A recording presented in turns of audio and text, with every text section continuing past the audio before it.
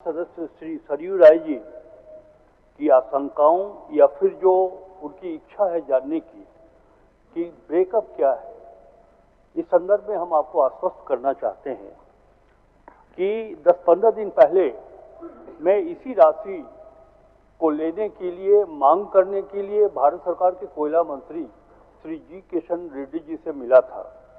महोदय, ये पहला अवसर था, जबकि कई अवसरों पर केंद्र सरकार के कई प्रतिनिधियों ने ये कहा कि झारखंड के पास हमारा कोई बकाया नहीं है, हमें झारखंड को कोई पैसा नहीं देना है। लेकिन जब हमारी मुलाकात कोयला मंत्री जी से हुई तो उन्होंने कहा कि झारखंड की राशि देनी है, हमें बकाया है, हम देंगे, वो झारखंड का अधिकार बनता है, झारखंड को मिलना चाहिए। उन्होंने वो ये स्वीकार किया। सबसे अच्छी बात ये रही, जो माननीय सदस्य श्री सरयू राय जी जानना चाहते हैं कि इसका ब्रेकअप क्या है, इंटरेस्ट की राशि क्या है, कैपिटल मनी क्या है, इस संदर्भ में हम आपको बताएं कि माननीय कोयला मंत्री जी के साथ हमारी जो वार्ता हुई है उसमें ये बातें उठकर आई हैं कि इस संदर्भ में वास्तविक आकलन के लिए भारत सरकार कोयला मंत्रालय की एक टीम भेजेगी, जिसमें राज्य माइंस डिपार्टमेंट के भी ऑफिसर होंगे, और ये दोनों टीम बैठ करके ये वास्तविक आकलन करेंगे कि किस हेड में कितना पैसा बाकी है। जैसे non payment of land compensation, dues of common cause या फिर वॉश कॉल, इस सेक्टर में जो पैसा बाकी है, एक्चुअल कितना बाकी है। हमने कहा कि बिल्कुल ये बात स्वीकार है, दोनों केंद्र और राज्य के अधिकारी बैठ करके निर्णय कर ले, और उन्होंने ये आश्वस्त किया कि जो भी राशि निकलेगी उस वार्ता के बाद वो राशि हम झारखंड को देंगे। हो गया सर, जो कुछ ना कुछ है जिसको सरकार छुपाना चाहती है। हम लोग चाहते हैं कि अगर ये बकाया है तो राज्य का हित है, सभी मिलकर बकाया को वसूलने के लिए जोर लगाएं, बकाया वसूला जाना चाहिए। मेरे पास जो आंकड़े हैं वो माननीय श्री सुखदेव सिंह जी जब मुख्य सचिव थे, इन्होंने 22 मार्च 2022 को एक पत्र भेजा है सेक्रेटरी मिनिस्ट्री ऑफ कोल को, और इसमें उन्होंने एक एनेक्सर दिया है जिसके हिसाब से जो राजस्व विभाग से संबंधित मामला है लैंड कंपनसेशन का, वो 2009 का बकाया है महोदय, 2009 तक का बकाया है, और वो 2009 तक का बकाया 41,142 करोड़ है। अब उसके बाद हर साल उस पर सूद जोड़ा गया है, तो मूलधन है 41,142 और सूद जोड़ लिया गया 60,000 करोड़ से ऊपर, तो हो गया ये 1,005 करोड़। माननीय मंत्री जी से मैं यही जानना चाहता हूँ कि ये जो राजस्व विभाग की जो प्रक्रिया है, इस प्रक्रिया में राजस्व विभाग सहमत है कि इस बकाया पर सूद लिया जाना चाहिए? एक तो मेरा ये प्रश्न है। दूसरा भी माननीय संसदीय कार्य मंत्री ने कहा है कि केंद्रीय मंत्री से बात करके कमेटी बनी है। महोदय, जब ये सारे मामले, वास्पोल का मामला, कॉमन कॉज का मामला, ये सबका सब या तो हाईकोर्ट में पेंडिंग है या ट्रिब्यूनल में पेंडिंग है। ये ट्रिब्यूनल है, ये संवैधानिक रूप से बनाई गई संस्था है, तो ट्रिब्यूनल जो निर्णय देगा उस पर केंद्र सरकार, राज्य सरकार की कमेटी क्या कर सकती है? तो मैं यही जानना चाहता हूँ कि ट्रिब्यूनल में अगर मामला पेंडिंग है हमारे बकाया का, तो वहाँ से वसूल करने के लिए राज्य सरकार ने क्या किया है? हाईकोर्ट ने अगर नो कोएर्सिव एक्शन का आदेश दिया है और सुप्रीम कोर्ट का ऑर्डर आ गया जिसके तहत टाटा स्टील ने पेमेंट कर दिया, तो राज्य की सरकार आइए फाइल करके हाईकोर्ट से क्यों नहीं क्लियर कराती है कि जो आप नो कोएर्सिव एक्शन आपने रखा है उसको हटाइए और हम इसे वसूलें। हम लोग चाहते हैं सरकार वसूल लेते हैं मान्य सब, मगर जो मामला हाईकोर्ट में है, जो मामला केंद्रीय ट्रिब्यूनल में है और वहाँ विचार हो रहा है, उसमें सरकार तो कोई जोर नहीं लगा रही है, तो वहाँ फैसला हो जाए, हमको मिल जाए। अब केंद्रीय मंत्री से बात करके कोई कमेटी बनाने से एक आकलन हो जाएगा, मगर पेमेंट थोड़ी केंद्र सरकार कर देगी। हर लीज एक अलग इकाई होती है, कोल कंपनियां कंपनी एक से चलती है और हर लीज पर अलग अलग फैसला होगा। तो ये फैसला कराने में सरकार का खान विभाग या राजस्व विभाग क्यों नहीं जोर लगाता है? क्यों फैसला करा दें? वो इसको हम पब्लिक इशू बनाते हैं बाहर में कि 1,36,000 करोड़ हमारा बकाया है, और वसूलने में हम उसमें फिसड्डी हैं, और 41,000 करोड़ मूलधन है और 60,000 करोड़ सूद है। अब राजस्व विभाग के नियम के हिसाब से सूद एप्लीकेबल है कि नहीं, इसके बारे में भी माननीय मंत्री जी को बताना चाहिए। मंत्री जी। माननीय अध्यक्ष महोदय, माननीय सदस्य की जो पूरक प्रश्न है कि आखिर कब कब कितना पेमेंट का बकाया है महोदय, तो इसके लिए खान और भूतत्व विभाग 1/3/2025 को जो आकलन करने के लिए जो माननीय उच्च न्यायालय में मामला दर्ज है, जो वहां पर उनको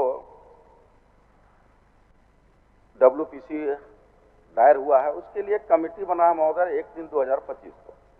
उस विभागीय अनुमोदन के प्रदान का शपथ पत्र दायर करेगी महोदय कि न्यायालय में जो कंपनियां गई है, कुछ कंपनियां न्यायालय में गई है और न्यायालय में उसको WPC के माध्यम से राज्य सरकार जो है 1/3/2025 को कमेटी गठन की है, वो शपथ पत्र दायर करेगी। और माननीय मंत्री का माननीय सदस्य का दूसरा चिंता है उनका कि भाई कब पत्र लिखा गया, तो माननीय मुख्यमंत्री जी 24/6/2020 को, 2/3/2022 को, 11/4/2022 को और 23/1/2023 को भी माननीय मुख्यमंत्री जी ने केंद्र सरकार को पत्र लिखा, माननीय प्रधानमंत्री जी को, माननीय कोयला मंत्री जी को। और जहां तक एक दूसरा उनका जो विषय रहा महोदय कि आखिर कि उनको जो 1,36,000 करोड़ का जो डिटेल है महोदय, ये पूरे डिटेल वहां पर दिया हुआ है महोदय। पूरे डिटेल में हम समझते हैं कि दिया हुआ है, पूरा ब्रेकअप दिया हुआ है महोदय। सुखदेव सिंह भी अपने पत्र में 4/10/2022 को जो पत्र है उनमें 1,36,000 करोड़ जिक्र है महोदय। इसलिए स्पष्ट है महोदय, केंद्र सरकार के पास में राज्य सरकार का 1,36,000 करोड़ और इधर सूद की गणना बाकी है महोदय। चलिए सर जी महोदय, एक तो राज्य की सरकार सूद की राशि स्वीकार नहीं कर रही है। मेरा प्रश्न यही है कि राजस्व विभाग का ये मामला है, तो राजस्व विभाग ने कभी कहा है कि इस बकाया राशि पर जो 2009 तक का है उस पर सूद वसूलना जायज होगा? ये सरकार नहीं बता रही है। उतने में जानिए, मैं एक और उतने में सूद आप लेना चाह रहे हैं या नहीं? जी बिल्कुल, उसका सूद का गणना हो रहा है महोदय। राज्य सरकार क्यों सूद छोड़ेगी? मुनासिब करेंगे, मुनासिब सूद जो उचित सूद है हम लोग लेंगे महोदय। चलिए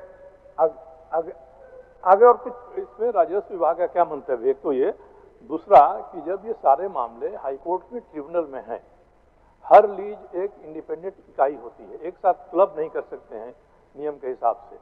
अब ये कॉमन काज के बारे कर रहे हैं, ये तब लगता है राशि जब कोई कंपनी जीतने के लिए उसको एनवायरमेंट क्लियरेंस मिला है, उससे ज़्यादा माइनिंग कर लेती है, फिर आरोप लगता है आपने ज़्यादा माइनिंग किया है, तब इस पर फाइन होता है और 32,000 करोड़ रुपया उसका है। इसको कंपनियों ने चैलेंज किया है ट्रिब्यूनल में फैसला नहीं हो रहा है। तो विभाग जब तक फैसला नहीं कराएगा तो माननीय मुख्यमंत्री या माननीय मंत्री अनंत काल तक केंद्रीय मंत्री को और प्रधानमंत्री को चिट्ठी लिखते रहेंगे, उससे कुछ होगा नहीं। अब उसका जवाब, ये मामला न्यायाधिकरण के अधीन है, न्यायाधिकरण में जाने के लिए सरकार ने क्या प्रयास किया है? आप न्यायाधिकरण में जो मामला लंबित है उसको फाइनल करने के लिए आपका क्या प्रक्रिया है बता दें। बस महोदय, तो मैंने तो पूर्व में भी कहा महोदय कि 1/3/2025 को कमेटी गठित किया गया है, उसके आकलन किया जा रहा है, उसकी मूल्यांकन कर रहा है, सूद की अद्यतन स्थिति का सर्वेक्षण किया जा रहा है कि आखिर कितना आएगा महोदय। और कई कंपनियां जो माननीय उच्च न्यायालय में गया है उसके साथ में शपथ पत्र दायर करके हम लोग बैठ करके कमेटी बना के हर हाल में महोदय हम लोग सही आंकड़ा दे करके, सूद का गणना करते हुए सही आंकड़ा दे करके हम लोग राज्य सरकार, केंद्र सरकार से पैसा लाने का काम करेंगे महोदय, मांगने का काम करेंगे महोदय।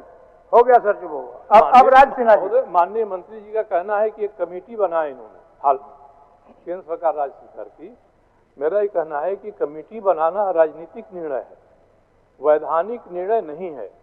वैधानिक निर्णय के हिसाब से सरकार की कार्रवाई सरजू बाबू, मान्य सदस्य, अब सरकार इस दिशा में काम कर रही है, नहीं कर रही है। उनको जो भी वैधानिक काम समझ में आ रहा है वो सब काम कर रहे हैं, उसका निष्कर्ष आपको मिलेगा। सरकार कोई कार्रवाई नहीं कर रही है वसूलने के लिए, सरकार केवल राजनीतिक मुद्दा बनाकर जनता के बीच रखने की बात कर रही है। मैं तो यही कर रहा हूं कि कानूनी मान्य सदस्य इतने कार्रवाई का सूचना आपके समक्ष, सदन के समक्ष रखे, आप देख लीजिए उसको, बोलिए क्या बोलना चाहते हैं। सदस्य ने ये कहा है कि राज्य सरकार जो कार्रवाई कर रही है 1,36,000 करोड़ रुपया लेने के लिए, वो राजनीतिक है। महोदय, मैं ये बात नहीं मानता हूँ। काफी वरिष्ठ हमारे सरयू राय जी सदस्य हैं इस सदन के। ऐसे जब बकाये होते हैं तो उससे कोई राजनीतिक आधार नहीं होता है, बल्कि आधिकारिक और प्रशासनिक अधिकार होता है। आपने कहा कि ट्रिब्यूनल में हम क्यों नहीं जाते। महोदय, अगर ट्रिब्यूनल में भी हम जाएं तो अंततः कोयला मंत्रालय का ये कहना है कि हम एक्चुअल समीक्षा कर लें, वास्तविक आकलन कर लें कि कितना पैसा बकाया है। हम बोल रहे, राज्य सरकार बोल रही 1,36,000 करोड़। केंद्र सरकार को आशंका है कि शायद ये राशि सही है अथवा नहीं भी सही हो सकती। तो ट्रिब्यूनल भी डिपेंड करेगा इसी कमेटी के रिपोर्ट के आधार पर कि वास्तविक बकाया कितना है, तभी वो। मैं तो ये कह रहा हूं कि राज्य सरकार इस तरह की मांग करके, चाहे वो मामला सुप्रीम कोर्ट में माननीय सर्वोच्च न्यायालय में विचाराधीन हो या ट्रिब्यूनल के सामने विचाराधीन हो, जब तक इस प्रक्रिया को हम पूरी नहीं करेंगे तब तक वो भी कोई निर्णय लेने के अधिकार में नहीं होंगे। मैं माननीय सदस्य जी से ये चाहता हूं कि आपने प्रश्न किया, बिल्कुल सही है। सरकार, आपने ये भी कहा कि हम सूद की राशि लेंगे कि नहीं लेंगे, डंके की चोट पर लेंगे महोदय। हम जब एक साहूकार से पैसा लेते हैं 100 रुपया तो इंटरेस्ट देते हैं। यहां तो एक राज्य सत्ता केंद्र के सत्ता से बकाया राशि की मांग कर रही है, और जब हमारा पैसा वहां बाकी है, उस पर जितने दिनों से, वर्षों से नहीं मिला, तो जाहिर सी बात है कि हम इंटरेस्ट की राशि क्यों छोड़ेंगे। भारत सरकार भी नहीं छोड़ती है महोदय। इसलिए मैं कहना चाहता हूं, माननीय सदस्य से ये जानना चाहता हूं कि माननीय सदस्य क्या चाहते हैं, ये राशि झारखंड को मिले, ये राशि सही है अथवा नहीं है, या भारत सरकार अगर ट्रिब्यूनल के नाम पर इसे समय लेना चाहती है, क्या इसके पीछे सच्चाई है, हम आपसे जानना चाहते हैं। एक मिनट सरजू बाबू, आप इस पर कुछ पूछना चाह रहे थे?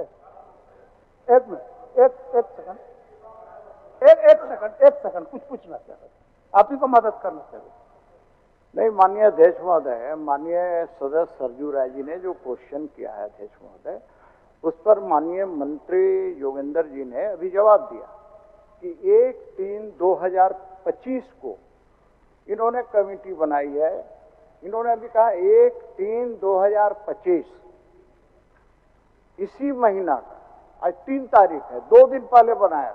इसका अर्थ यह हुआ अध्यक्ष महोदय कि माननीय सदस्य सरजू राय जी ने जब क्वेश्चन किया है तब सरकार उस पर कमेटी बनाई है, अन्यथा इतने दिनों तक राजनीति ही खेल रही है। चलिए, मैं ये कहना चाहता हूँ। ठीक, चलिए सरजू बाबू। महोदय, माननीय संसदीय कार्य मंत्री की जो जिज्ञासा है, मैं इतना ही उनसे निवेदन करना चाहूँगा कि यह राज्य सरकार केंद्र सरकार के बीच का मामला नहीं है। केंद्र सरकार की कंपनियां जो इस राज्य में बिजनेस कर रही हैं, माइनिंग कर रही हैं, उनके साथ राज्य सरकार का मामला है। और मैंने पहले भी कहा था कि हर एक लीज, कई लीज में ये मामला आया है, वाशिंग को से लेके और MMRDR एक्ट का जो मामला है कॉमन काज में, वो अलग अलग लीज में अलग अलग निर्णय हुआ है, सरकार ने एक साथ जोड़ा है उसको। तो एक एक लीज एक अलग यूनिट है, और न्यायाधिकरण में, ट्रिब्यूनल में मामले चल रहे हैं, सरकार को जाना नहीं है, पहले से चल रहे हैं। मगर सरकार की तरफ से जो प्रयास होना चाहिए कि हाईकोर्ट ने अगर कहीं रोक लगा दिया है, हम हाईकोर्ट में जाएं, कहीं इसको हटाइए। वास्ट कोल के बारे में सुप्रीम कोर्ट ने फैसला दिया और टाटा स्टील ने पेमेंट किया। और अगर यही मामला कई लीज के बारे में हाईकोर्ट में है तो सरकार को एक आईए फाइल करना चाहिए, महाधिवक्ता से कहना चाहिए कि आप फाइल करिए, सुप्रीम कोर्ट ने निर्णय दे दिया, हमको मिले, ये सरकार करे। और जो ट्रिब्यूनल में है, ट्रिब्यूनल में फैसला जिस एक्ट में एक्विजिशन हुआ है लैंड का, कोल माइंस बियरिंग एक्ट में, उसके जो प्रावधान हैं, सरकार के जो प्रावधान हैं एक्विजिशन के, इन सबों को लेकर ट्रिब्यूनल में एक एक लीज पर बात होगी। और कोई 1 मार्च को आपने कमेटी बना दिया तो ये कमेटी ट्रिब्यूनल को सुपरसीड नहीं करेगी। इस कमेटी को कोई वैधानिक आधार नहीं है, इसमें कुछ भी करें आप। इसलिए जो जो आपने बकाया की मांग किया है एक एक लीज के बारे में, जो ट्रिब्यूनल में है ट्रिब्यूनल में जाके वसूलिए, और जो हाईकोर्ट में जाके वसूलिए। हम लोग चाहते हैं कि सरकार ऐसी सक्षम कार्रवाई करे कि ये वसूला जाए। ठीक, और इस तरह से कमेटी बनती रहेगी, तो और विलम्ब होते रहे। हाँ, ठीक महोदय, एक लाइन में जवाब दे दीजिए। बिल्कुल एक लाइन में जवाब महोदय, हम पहले से भी एक लाइन में देने का। अध्यक्ष महोदय, जो माननीय सदस्य का चिंता था कि लैंड के कहाँ का, तो मैं चाहूंगा महोदय उनको कॉपी भेज दे रहा हूँ कि कहाँ का लैंड का, किस किस जिला का, कितना जेजेएम का है, कितना जीएम का बकाया हूँ, मैं भेज दे रहा हूँ। दूसरा महोदय ये कहना चाहूंगा कि माननीय सदस्य को कि सुझाव अच्छा है, अति शीघ्र हम लोग सरकार जो है आईए सहित अन्य कानूनी विकल्प पर जल्द निर्णय लेगी। समीक्षा की जाएगी और उसके उपरांत केंद्र सरकार से पैसा लेंगे महोदय, सूद समेत लेने का काम करेंगे हम। ठीक। माननीय सदस्य श्री राज सिन्हा जी। राज सिन्हा जी।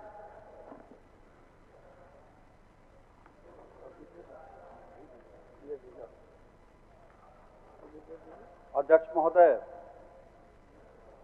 मेरा प्रश्न बड़ा महत्वपूर्ण है अध्यक्ष महोदय। बिल्कुल बिल्कुल। लेकिन सरकार की तरफ से जो उत्तर आया है महोदय, बिल्कुल भ्रामक प्रतीत होता है अध्यक्ष महोदय, और सरकार ने सच्चाई से मुंह मोड़ने का काम किया अध्यक्ष महोदय इस प्रश्न के जवाब में। अध्यक्ष महोदय, मैं केवल यह पूछा हूं कि धनबाद जिला में कितने थाना है, कितने ओपी हैं। इन्होंने जवाब दिया पूरे धनबाद में, यह गलती छपा हुआ आबादी 3 करोड़ नहीं 30 लाख से अधिक है। धनबाद जिला अंतर्गत 37 थाना 24 ओपी कार्यरत है। अध्यक्ष महोदय, मैं थोड़ा सा वस्तु स्थिति से अवगत कराना चाहता हूं सदन को। जहां तक मेरी जानकारी है अध्यक्ष महोदय, नेशनल पुलिस कमीशन के मानक के अनुरूप न तो थानों का सृजन हुआ है इस राज्य के अंदर और न ही ओपी का सृजन हुआ है। जितने भी ओपी और थाना है अध्यक्ष महोदय, वे सभी मुझे लगता है कि 90 के दशक के ही इस राज्य के अंदर हैं, या कि हमारे जिले में तो जरूर है अध्यक्ष महोदय। और दुख तो इस बात का है कि जितने ओपी हैं, प्रश्न का जवाब में तो आ गया कि 24 ओपी कार्यरत हैं, जितने भी ओपी अध्यक्ष महोदय उसमें FIR तक नहीं होता।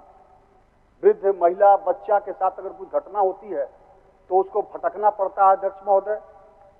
और यहां तक कि जितने ओपी हैं खास करके वो सब किराए के मकान में चल रहे हैं अध्यक्ष महोदय। पुलिस कर्मियों को मान्य सही वातावरण भी नहीं मिल रहा। एक मिनट मान्य सर, आपको ही सहयोग करना है, आपको ही सहयोग करना है। मोटा मोटी आपका प्रश्न आने के बाद सरकार के तरफ से आपको जवाब भी मिल गया, जवाब पढ़ भी लिए। अब जवाब पढ़ने के क्रम में आप और थाना बनवाना चाहते हैं तो ये हम अध्यक्ष महोदय या उनके व्यवस्था को और दुरुस्त करना चाहते हैं, उस पर आइए, तब न जवाब देने में सुविधा होगा। अपना पूरक रख रहे हैं अध्यक्ष महोदय कि आपराधिक घटनाओं में भी वृद्धि हुई है अध्यक्ष महोदय। लेकिन जब मैंने पूछा कि क्या सही है कि राज्य सरकार राष्ट्रीय पुलिस आयोग के अनुरूप 24 जिलों में वर्तमान थाना संख्या के अनुपात में अतिरिक्त थानों का सृजन न होना, अपेक्षित पुलिस कर्मियों के अभाव के कारण राज्य में अप्रत्याशित घटनाएं बढ़ी हैं, तो सरकार का जवाब अध्यक्ष महोदय है कि राज्य के अंतर्गत विधि व्यवस्था की स्थिति सामान्य है, कोई अप्रत्याशित घटना घटित नहीं हुई अध्यक्ष महोदय। ये सभी मैं माननीय सदस्यों से आग्रह करता हूं कि अपने हृदय पर हाथ रख करके वो विचार करें अध्यक्ष महोदय। प्रश्न के परिप्रेक्ष्य में पूछिए ना, तब ना असल चीज आएगा। मेरा अध्यक्ष महोदय यही प्रश्न है पहला कि क्या इस राज्य गठन के बाद पुलिस नेशनल पुलिस कमीशन के मानक के अनुरूप यहां कितने थाना और ओपी का गठन हुआ अध्यक्ष महोदय? यह पहला मेरा प्रश्न। अब कुछ सुन लीजिए, मान्य कौन जवाब कौन दे रहे? चलिए। माननीय अध्यक्ष महोदय, माननीय सदस्य की जो चिंता है बिल्कुल लाजमी है महोदय, और उनका पूरक प्रश्न है यह महोदय कि धनबाद में, खास करके धनबाद जिला के, जहां पर उनका चिंता है कि आबादी शायद गलत मिसप्रिंट किए हैं, क्वेश्चन गलत किए हैं, 30 लाख है।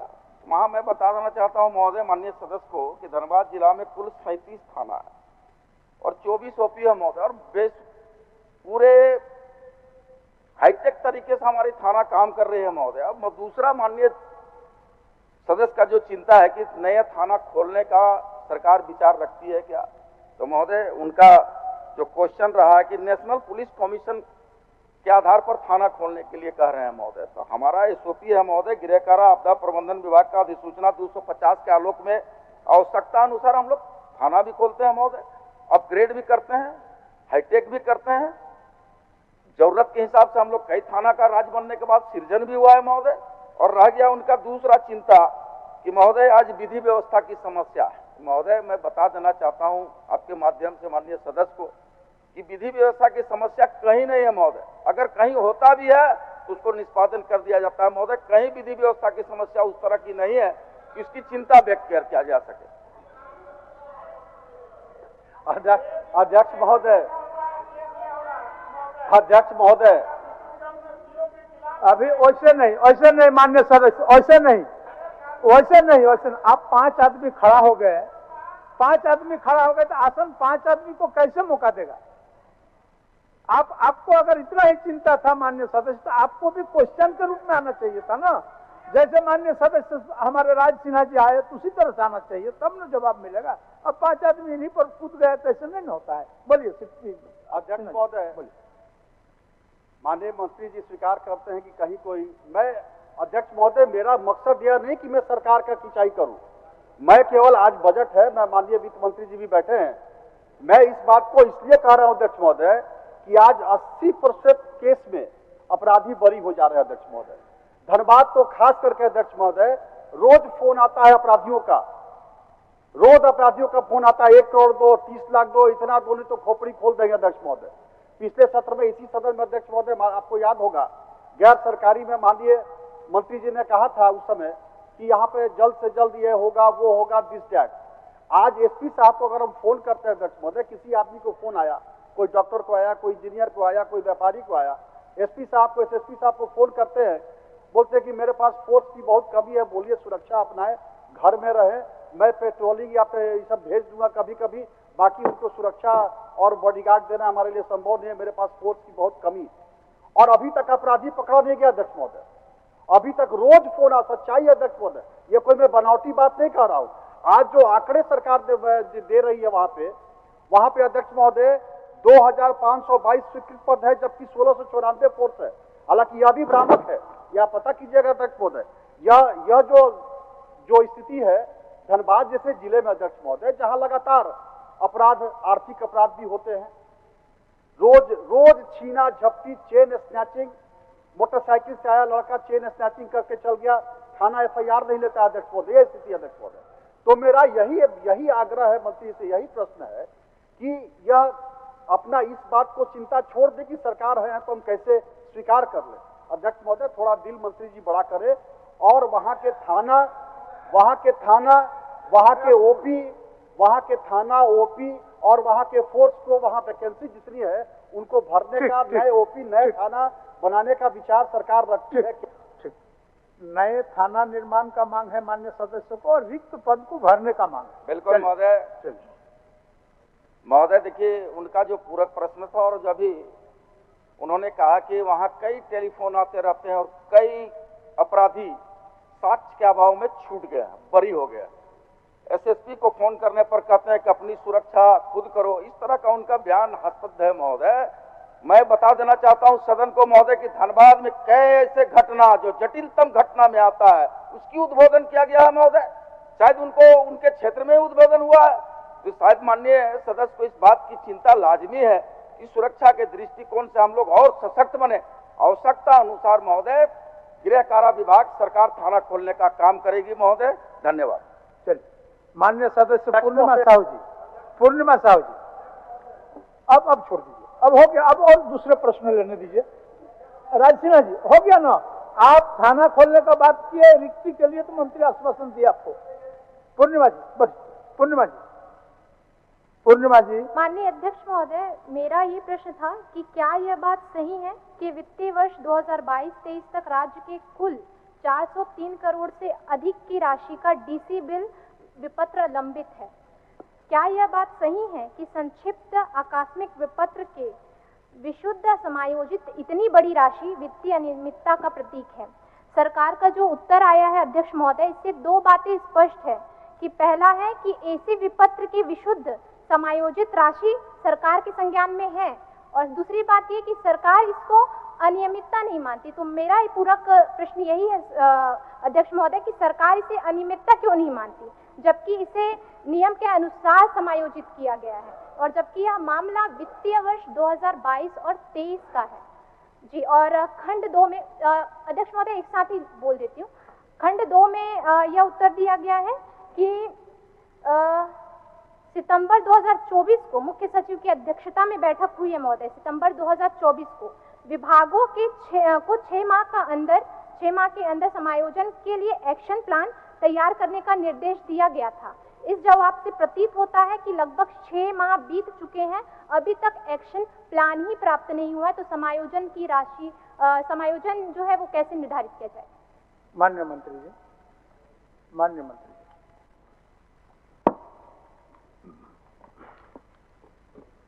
महोदय, माननीय सदस्य ने एक आशंका जाहिर की है और कहा है कि सरकार इस बड़ी राशि को वित्तीय अनियमितता नहीं मानती है। क्यों नहीं मानती है, मैं बताता हूं आपको। झारखंड कोषागार संहिता 2016 के नियम 187 के तहत एसी विपत्रों पर की गई निकासी के विरुद्ध 6 माह के अंतर्गत डीसी विपत्र समर्पित किया जाना नियमानुकूल है तथा उक्त अवधि के बाद एसी विपत्रों पर निकासी प्रतिबंधित है।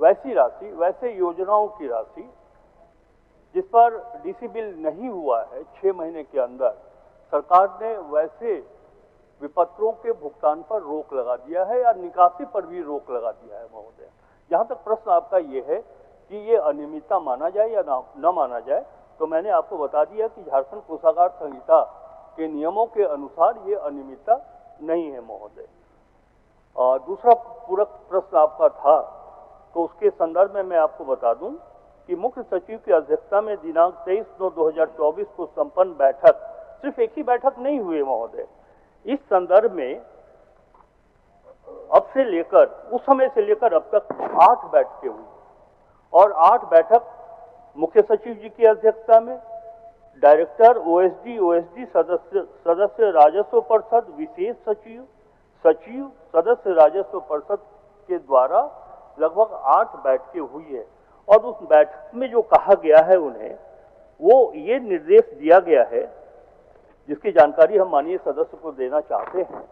वित्तीय वर्ष 2022-23 तक IFMS के आंकड़ों के अनुसार कुल 5033.11 करोड़ का एसी विपत्र लंबित था, जिसके समायोजन हेतु सदस्य राजस्व परिषद की अध्यक्षता में संपन्न बैठक, मुख्य सचिव की अध्यक्षता में संपन्न बैठक तथा वित्त विभाग के स्तर पर आयोजित निरंतर समीक्षात्मक बैठकों के फलस्वरूप अब तक 2035.80 करोड़ का समायोजन किया गया है। महोदय, उसके बाद 244.90 करोड़ की डीसी विपत्र महालेखाकार कार्यालय के समायोजन हेतु समर्पित है। शेष 2752.41 करोड़ का समायोजन हेतु मुख्य सचिव के अध्यक्षता में दिनांक 23/9/2024 को संपन्न बैठक में सभी विभागों को 6 माह के अंदर कार्य योजना तैयार करने का निर्देश दिया गया है। कहने का तात्पर्य यह है कि सरकार की ओर से उस डीसी बिल को, एसी बिल को समायोजन करने की प्रक्रिया चल रही है। महोदय, और कुछ पूछना हो गया? अध्यक्ष महोदय, 23/9/2024 से अभी तक 6 माह लगभग पूरे हो चुके हैं, तो 6 माह होने के बावजूद जो एक्शन प्लान जो है वो ही प्राप्त नहीं हुआ है। तो मैं सिर्फ मंत्री महोदय से यही आग्रह करती हूँ कि समायोजन की जो तिथि है वो निश्चित की जाए और मामला जो है टाला ना जाए, उसे शीघ्र जो है समायोजन का तिथि की मांग है। आप कुछ बोलना चाहते हो उसमें? मत सहयोग करिए सीपी बाबू, बहुत सुंदर प्रश्न की, बहुत क्लियर साफ सुथरा प्रश्न है और उत्तर भी हमको लगता है कि साफ सुथरा है। अब उसको डाइल्यूट मत कर दीजिए। क्या बोल रहे थे नवीन जी? बोलिए। इसमें माननीय सदस्य जी का प्रश्न स्पष्ट है। ये मामला, ये जो कमेटी बना है 23/9/2024 को हुआ है, ये इनका प्रश्न 22-23 का है अध्यक्ष महोदय। 22-23, 23-24 और 24-25, 25 खत्म हो गया अध्यक्ष महोदय। मतलब अब खत्म, 31 मार्च मतलब खत्म के कगार में है। 3 साल बीतने को है। इनका प्रश्न जो है 22-23 का ही समायोजित नहीं हुआ है। तो स्पष्ट माननीय फाइनेंस मिनिस्टर जी कहें कि 22-23 का समायोजन इतना तारीख तक हो जाएगा। 23-24 का जो बीत गया है, अब सर 1-1, 2-2 साल, 3-3 साल हो गया, अब तो डेट निर्धारित कर दें। चलिए, वो माननीय सदस्य कौन तिथि में आप समायोजन करिएगा? महोदय, माननीय सदस्य और माननीय सदस्य नवीन जायसवाल जी का ये कहना है कि आप एक डेट फिक्स कर दीजिए और समायोजन उस डेट में हो जाना चाहिए। महोदय, एक चीज मैं बताना चाहूंगा कि एसी-डीसी बिल के समायोजन का जहां तक प्रश्न है, कोई एक वित्तीय वर्ष का मामला नहीं, और यह नहीं कि अगर हम कोई डेट फिक्स करके उसको निर्धारित भी कर दे, समायोजित भी कर दे, तो इसका अर्थ ये नहीं है कि 2024-25, 25-26 आने वाले वर्ष में ये मामला पूर्ण रूप से संपूर्ण हो जाएगा। ये मामला निरंतर सतत चलने वाली प्रक्रिया है महोदय। अगर हम आज के तारीख में समायोजन की सारी बातों को, सारी समस्याओं का समाधान कर लेते हैं, तो इसका अर्थ ये नहीं है कि अगले वित्तीय वर्ष में समायोजन की समस्या बनी नहीं रह जाएगी। मैं आपकी आशंका को दूर करते हुए कहना चाहता हूं कि हम खुद अपने सरकार स्वयं वित्तीय प्रबंधन को मजबूत करने के दृष्टिकोण से जो वित्तीय प्रक्रियाओं के अंतर्गत मसले आते हैं, हम उसके प्रति गंभीर हैं और हमारी पूरी कोशिश है। मैंने बताया आपके माध्यम से सदन को कि अब तक इतनी बैठक कहीं दूसरे जगह नहीं हुई होगी।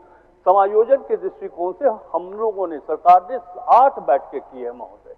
आपको इतना मैं भरोसा दिलाना चाहता हूं आपके माध्यम से माननीय सदस्यों को कि ये जो एसी-डीसी बिल का मामला आता है, उसके समायोजन के संदर्भ में सरकार गंभीर है और हमारी कोशिश चल रही है और ये कोशिश लगातार आगे वित्तीय वर्ष में भी चलेगी महोदय। तारांकित प्रश्न अरूप चटर्जी जी। अरूप चटर्जी, अच्छा उसको पुट कर देते हैं, चलिए पुट कर देते हैं, तारांकित उसको पुट कर देते हैं। अध्यक्ष महोदय,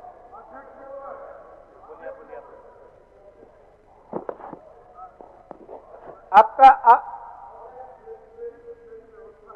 बताइए।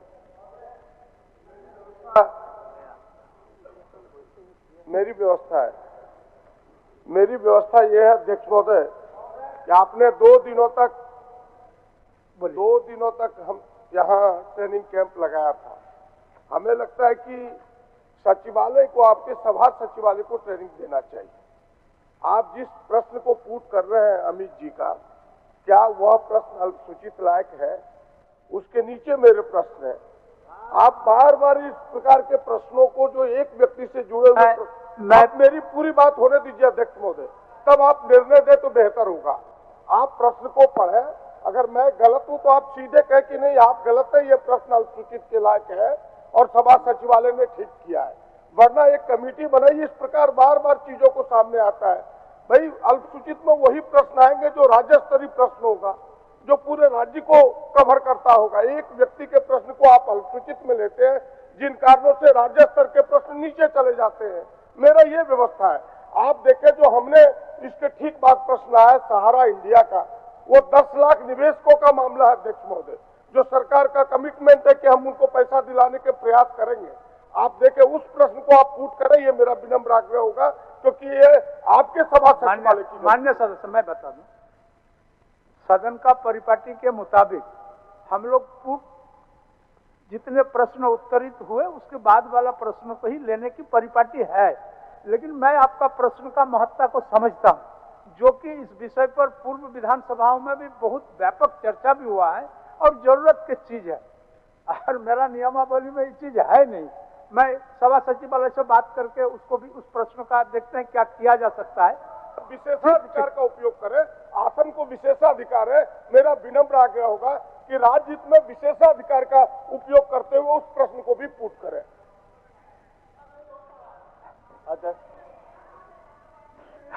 अच्छा, मैं नहीं, इनका प्रश्न है सहारा इंडिया को लेकर के, प्रश्न महत्वपूर्ण है, इसमें कहीं कोई सब दो मत नहीं।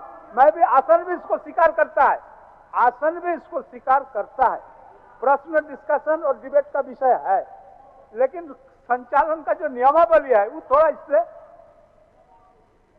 माननीय सदस्य प्रदीप यादव जी ने जो भी प्रश्न किया है सहारा से संबंधित, ये राज्य स्तरीय विषय है अध्यक्ष महोदय। मेरा आग्रह होगा कि इसको यदि पुट करते हैं तो फिर ये परंपरा बन जाएगी। मेरा आग्रह है कि इनसे आज ही ले लीजिए, ध्यानाकर्षण ले लीजिए अध्यक्ष महोदय, और प्रायोरिटी देकर के ध्यानाकर्षण में ले लीजिए सवाल को। मैं ये नहीं कह रहा कि सवाल मत लीजिए, लेकिन ये परिपाटी अच्छी नहीं होगी। ताकि जीवन में पहली बार अच्छी सलाह दी है, मैं इन्हें थैंक्स देना चाहता हूँ। ठीक है, तब उन्हीं का बात रह गया, सही बोले, बिल्कुल बिल्कुल, हम भी सहमत। इसको ध्यान आकर्षण में डाला जाए, मैं सहमत हूँ। ठीक ठीक, इसको ध्यान आकर्षण में डाल दो। बोलिए अरूप चटर्जी जी। अरूप चटर्जी जी। अध्यक्ष महोदय, मेरा प्रश्न सामान्य आरक्षी और हवलदार की पदों को, रिक्त पदों को भरने के सवाल पर है।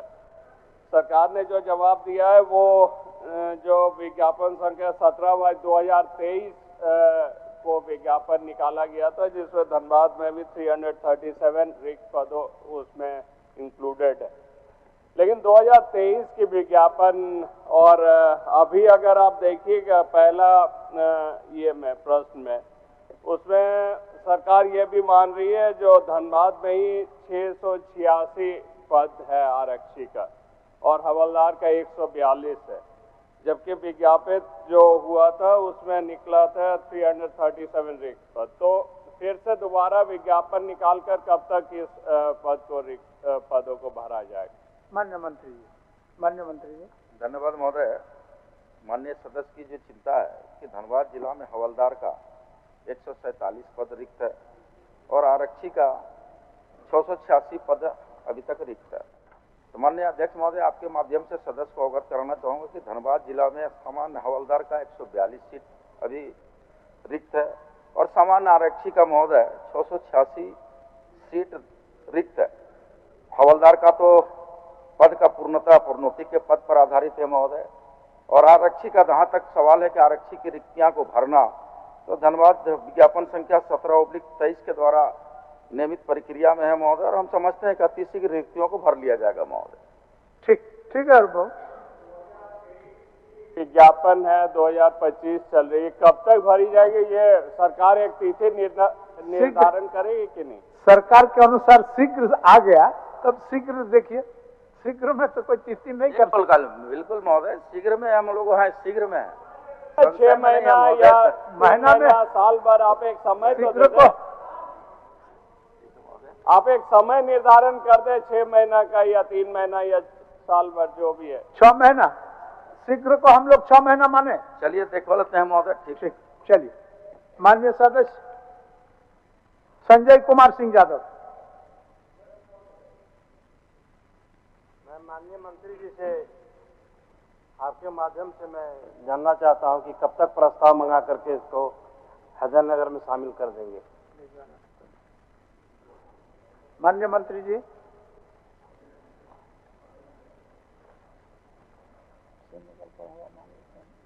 माननीय मंत्री जी, कौन जवाब दे रहे हैं? दीपिका जी। ग्रामीण विकास का है। दीपिका जी का जवाब। और आप प्रश्न देखे नहीं है? सर माननीय मंत्री जी क्षेत्र चली गए। नहीं सर, चलिए। वो हस्तांतरित हुआ है सवाल। अध्यक्ष महोदय, एक जवाब दे पाइएगा या इसके पहले वाला लेना, तो थोड़ा देख लीजिए आप। नहीं जी सर, हम जवाब दे पाएंगे। चलिए। एक ही प्रकार का सवाल कई मान्यों का आया है और पिछले 5 साल में भी नए प्रखंड और अनुमंडल के गठन को लेकर के सवाल आता रहा है। इसमें संकल्प 5495 जो 16/10/2015 को बैठक करके कुछ मापदंड तय किया गया था, क्योंकि कई सारे प्रखंड कम पंचायतों में भी 3, 5, 7 पंचायतों में भी बनाने का काम हो गया था। तो मुझे लगता है कि इसके बारे में सभी मान्यों की जो है मांग रही है। विभाग एक बार इस पर फिर से रिव्यू करके कि जिसकी दूरी अधिक है या फिर पंचायतों की संख्या कम में प्रखंड बनाए गए हैं, इस पर हम लोग आगे काम करेंगे। अध्यक्ष महोदय। अध्यक्ष महोदय, सरकार कोई भी जिला या प्रखंड का सृजन करती है जनता की सुविधा के लिए। रामबांध पंचायत को मोहम्मदगंज 11 किलोमीटर दूर है, हैदरनगर 5 किलोमीटर दूर है, तो उसको हैदरनगर में करने में क्या दिक्कत है आपको? आप प्रस्ताव मंगा कर उसको शामिल कर दीजिए। अध्यक्ष महोदय, मैंने बताया कि जवाब भी दिया हुआ है बहुत स्पष्ट रूप से कि 25 किलोमीटर दूरी जो है प्रखंड मुख्यालय से मानने की बात है। उसके बावजूद मैं माननीय सदस्य को आश्वस्त करती हूँ कि ऐसे कई सारे प्रश्न हम लोगों के पास है। विभाग इस पर आगे कार्रवाई करके फिर से पूरा रिव्यू करके इस पर कार्रवाई करेगी आगे। अध्यक्ष महोदय, ये पंचायत का मामला है अध्यक्ष महोदय, 5 किलोमीटर दूर है हैदरनगर से। आप उसका प्रस्ताव मंगा करके उसको अच्छा, प्रस्ताव मंगा के नया सृजन तो करना नहीं है, प्रस्ताव पंचायत को शामिल करना है महोदय। प्रखंड माननीय मंत्री जी, प्रस्ताव मंगा के देख लीजिए। अध्यक्ष महोदय, मैंने पहले भी बताया कि इस तरह के कई सवाल एक पंचायत को दूसरे प्रखंड में शामिल करने के लिए आम जनता की सहूलियत को लेकर के ऐसे कई सवाल आए हैं, इसको मंगा करके हम दिखा लेते हैं। धन्यवाद। आनंद प्रताप देव जी, माननीय सदस्य अनंत प्रताप देव जी, अध्यक्ष महोदय, पूछिए। मेरा प्रश्न था अध्यक्ष महोदय, क्या ये एक बात मिनट सही है? अनंत प्रताप जी, हम एक स्टेप आगे चलाए। पहले देवेंद्र बाबू का है। देवेंद्र कुमार जी, आप पूछ लीजिए, उसके बाद उनका है। अध्यक्ष महोदय,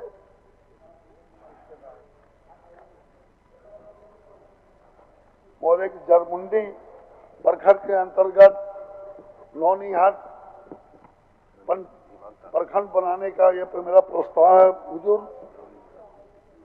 जरमुंडी प्रखंड की दूरी 12 किलोमीटर और रामगढ़ प्रखंड की दूरी 50 किलोमीटर, जो कि गलत लिखा गया हुजूर, 30 किलोमीटर है, और सरैयाहाट जबकि 24 किलोमीटर और 22 किलोमीटर जामा 24 किलोमीटर हुजूर। मेरा ये कहना यह है हुजूर कि नौनिहाट ऐसा जगह है, हमें लगता है दुमका जिला के किसी भी प्रखंड अधिसूचित छोड़ नगर को छोड़ दिया जाए, इससे ज्यादा आबादी कहीं नहीं है, किसी पंचायत में नहीं है हुजूर। और यहाँ आज तक प्रखंड नहीं हुआ है।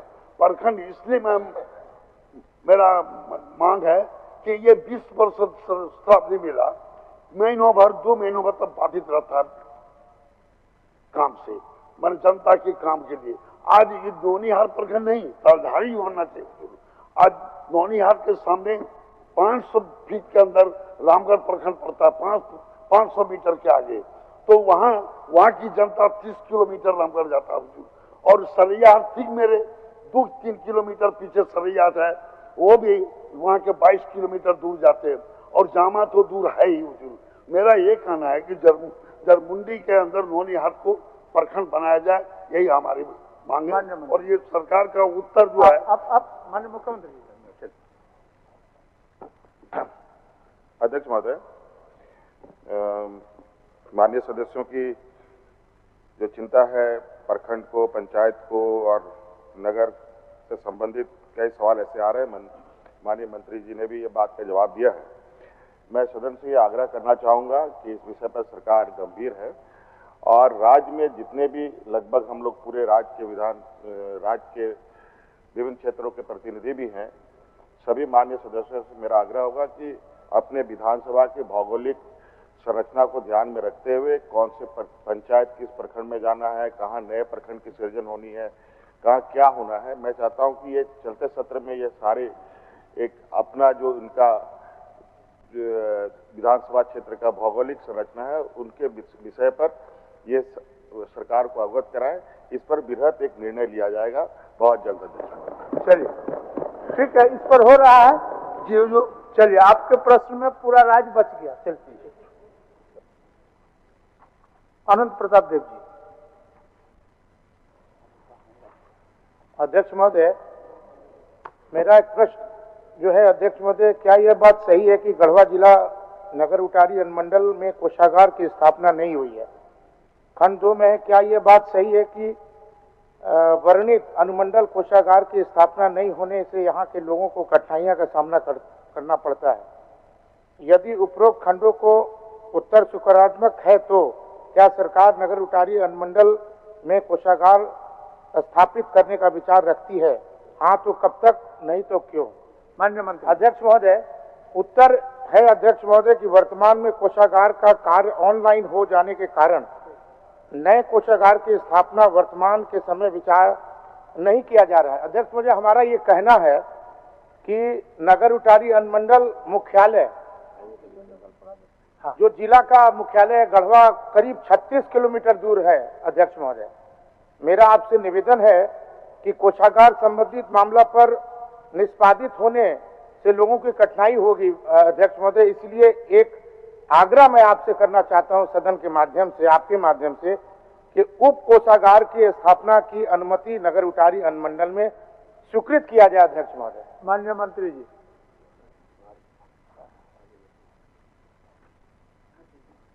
आपको मैं उत्तर दिलवा रहा हूं, तब तक एक और आगे ले लेता हूं। माननीय रामचंद्र सिंह जी।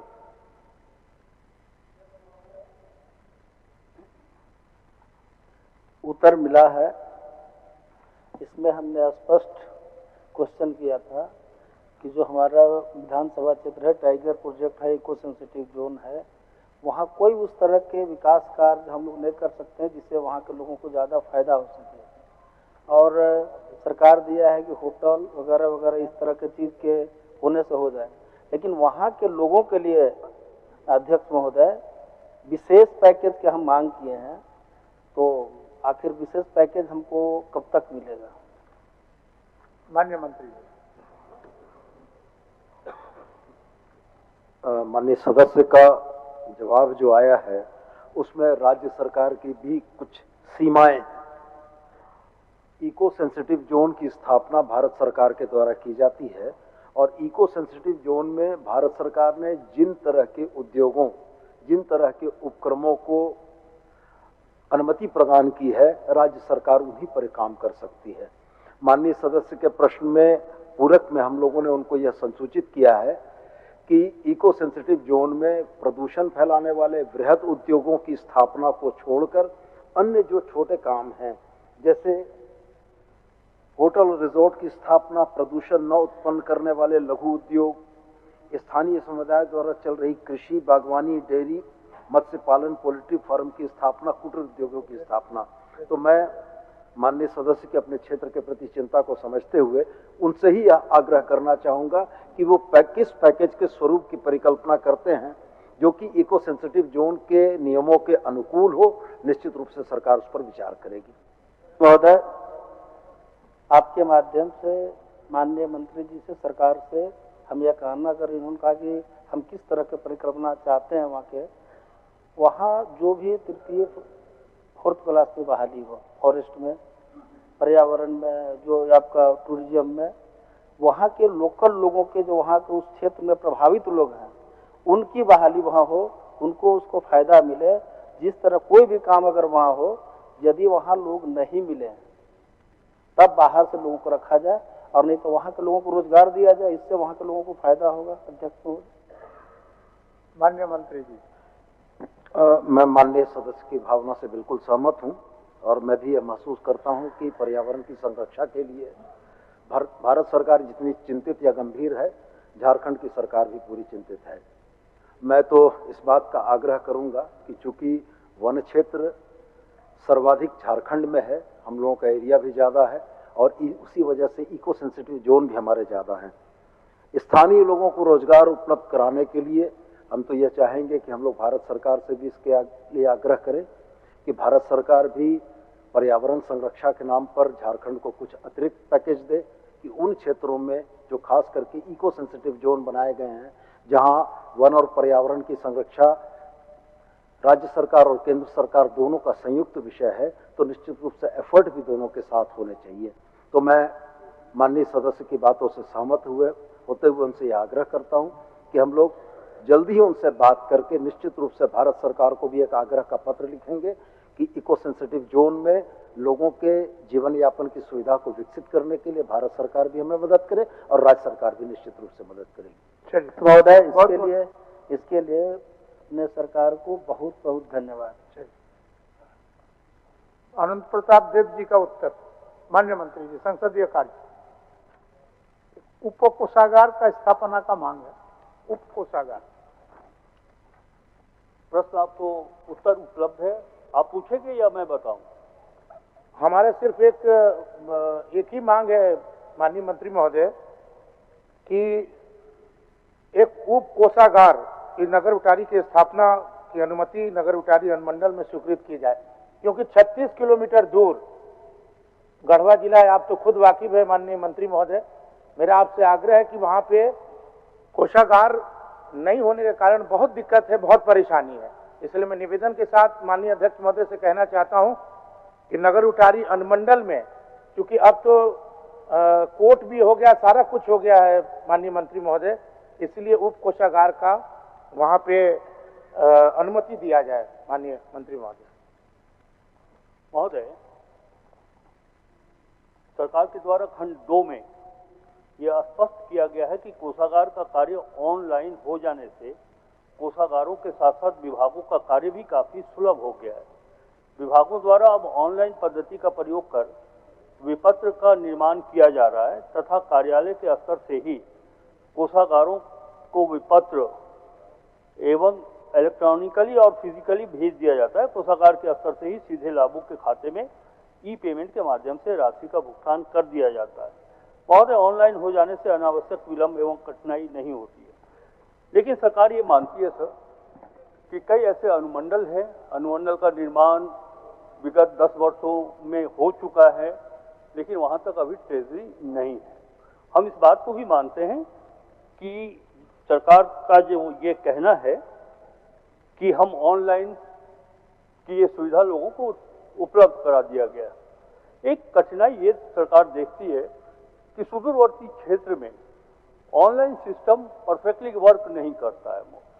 इसलिए मैं माननीय सदस्य को आश्वस्त करना चाहता हूं कि ऐसे जगहों पर अनुमंडल में कोषागार की स्थापना करने पर आपका प्रश्न बिल्कुल विचारणीय है, सरकार विचार करेगी। धन्यवाद। चलिए, बहुत बहुत धन्यवाद। नियमानुसार ग्राह्य शून्यकाल की सभी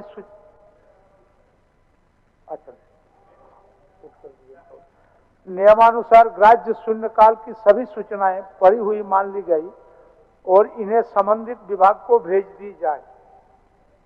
अब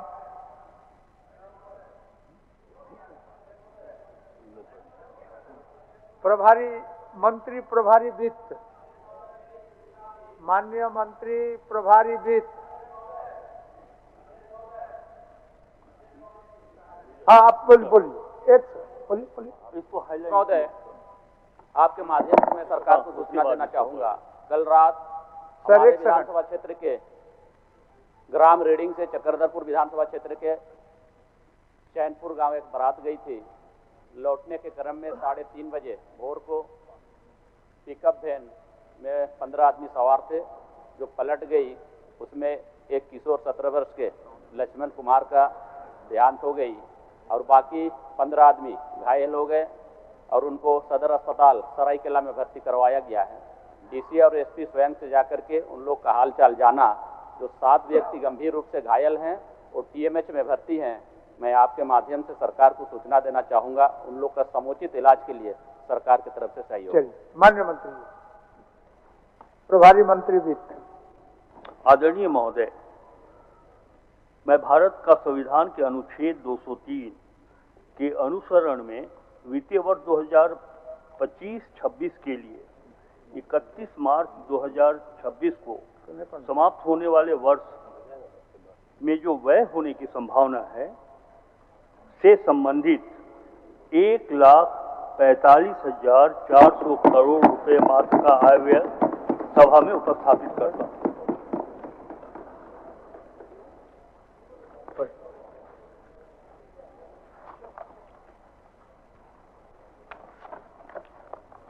अध्यक्ष महोदय, आपको भी जोहार और आपके माध्यम से सदन के सभी सदस्यों को जोहार।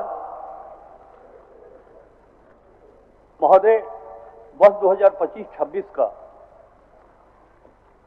आय व्यय सदन में प्रस्तुत करते हुए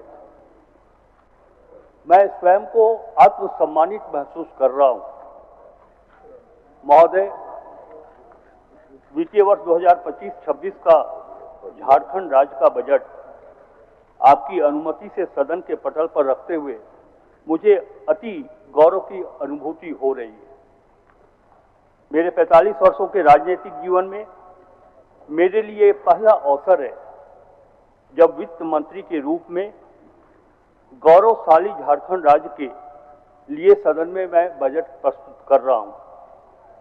मुझे यह अवसर देने के लिए मैं संपूर्ण सदन, राज्य की जनता, अपने निर्वाचन क्षेत्र छतरपुर पाटन विधानसभा की जनता, अपनी पार्टी के शीर्ष नेता यथा मल्लिकार्जुन खड़गे जी, आदरणीय श्री राहुल गांधी जी, आदरणीय नेता श्रीमती सोनिया गांधी जी और राज्य के मुख्यमंत्री के प्रति आभार अभिव्यक्त करता हूं। अध्यक्ष महोदय, इस सदन की ओर से मैं वीर भूमि झारखंड के अमीर शहीद धरती आबा बिरसा मुंडा के साथ तिलका मांझी, वीर बुद्धू भगत, पोटो हो, सिद्धू कानू मुर्मू, चांद भैरव, फूल झानो, तेलंगा खड़िया, ठाकुर विश्वनाथ सहदेव, पांडे गणपत राय, नीलांबर पीतांबर और शेख भिखारी सहित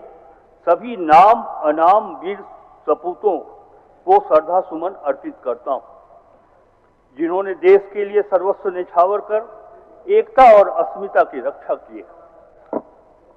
महोदय, मैं आज के इस दिन को 3 मार्च को इसलिए गौरव भरा दिन मानता हूं कि आज ही के दिन अर्थात 3 मार्च को देश के एक महान उद्योगपति जमशेदजी नौशेरवान जी टाटा का जन्म दिवस है। उनका मानना था कि आर्थिक स्वतंत्रता ही राजनीतिक स्वतंत्रता का आधार है। आज इस बजट प्रस्तुत करने के अवसर पर हम उन्हें भी याद करते हैं। बहुत सर्वविदित है कि 15 नवंबर 2000 को बिहार राज्य से अलग होकर झारखंड भारतवर्ष का 28वां राज्य बना। अलग झारखंड राज्य के निर्माण के लिए बड़ी कुर्बानियां देनी पड़ी थी। दिशम गुरु श्री शिबू सोरेन जी, केंद्रीय कांग्रेस के नेतृत्व तथा अन्य राजनीतिक संगठनों के बिना झारखंड राज्य का निर्माण कदापि संभव नहीं था। अध्यक्ष महोदय, अफसोस की बात यह है कि जिन उद्देश्यों को लेकर झारखंड राज्य का निर्माण हुआ था, राज्य निर्माण के प्रारंभिक तथा मध्यकाल में सत्ता की बागडोर संभालने वाले नेतृत्व के समक्ष दृष्टि अभाव के कारण वह उद्देश्य पूरा नहीं हो सका। महोदय, अध्यक्ष महोदय, प्रायः देखा जाता है कि विपत्तियों के समय मनुष्यों में आत्मबल की कमी आ जाती है, चाहे वह विपत्ति सामाजिक, प्राकृतिक, आर्थिक अथवा राजनीतिक क्यों ना हो। महोदय, संपूर्ण झारखंड जनता जानता है कि राज्य के मुख्यमंत्री श्री हेमंत सोरेन जी दिल में कसक लिए हुए राज्य निर्माण के उद्देश्यों को पूरा करने की दिशा में आगे बढ़ रहे थे। तभी उन्हें सुनियोजित राजनीतिक झंझावतों से गुजरना पड़ा था, परंतु वह तनिक भी विचलित नहीं हुए। उन्होंने अपने आत्मबल एवं विश्वास से लबरेज मुख्यमंत्री श्री हेमंत सोरेन जी के लिए युवा कवि श्री स्वयं श्रीवास्तव की 4 पंक्तियां मैं समर्पित करता हूं। महोदय, स्वयं श्रीवास्तव जी की ये 4 पंक्तियां हम सबों को, हमारे मुख्यमंत्री को काफी प्रेरित करती। जब डर पता चला तभी ताकत पता चली, सीने में आग सीने की हिम्मत पता चली, शर्तों पे तेरी बिकने से इनकार कर दिया, तब जाके अपने आप की कीमत पता चली और उसका परिणाम है कि हम सब यहाँ हैं। महोदय, अबुआ राज्य की जनता के विश्वास एवं युवा जननायक माननीय मुख्यमंत्री श्री हेमंत सोरेन जी के नेतृत्व में इंडिया गठबंधन को प्रचंड बहुमत प्राप्त हुआ है। जनता के इस विश्वास का मुख्य कारण महागठबंधन सरकार का 5 वर्ष का कार्य एवं आगामी 5 वर्ष के लिए घोषणा पत्र रहा है। इस घोषणा पत्र के माध्यम से लिए गए निर्णयों को चरणबद्ध तरीके से लागू करने के लिए सरकार संकल्पित है। महोदय, राज्य में बिना अतिरिक्त कर लगाए राजस्व संग्रहण को बढ़ाने के लिए वित्त विभाग के साथ मुख्य राजस्व संग्रहण विभागों की राजस्व संवर्धन समिति बनाई गई, जिसके माध्यम से राजस्व वृद्धि के लिए प्रयास किया जा रहा है।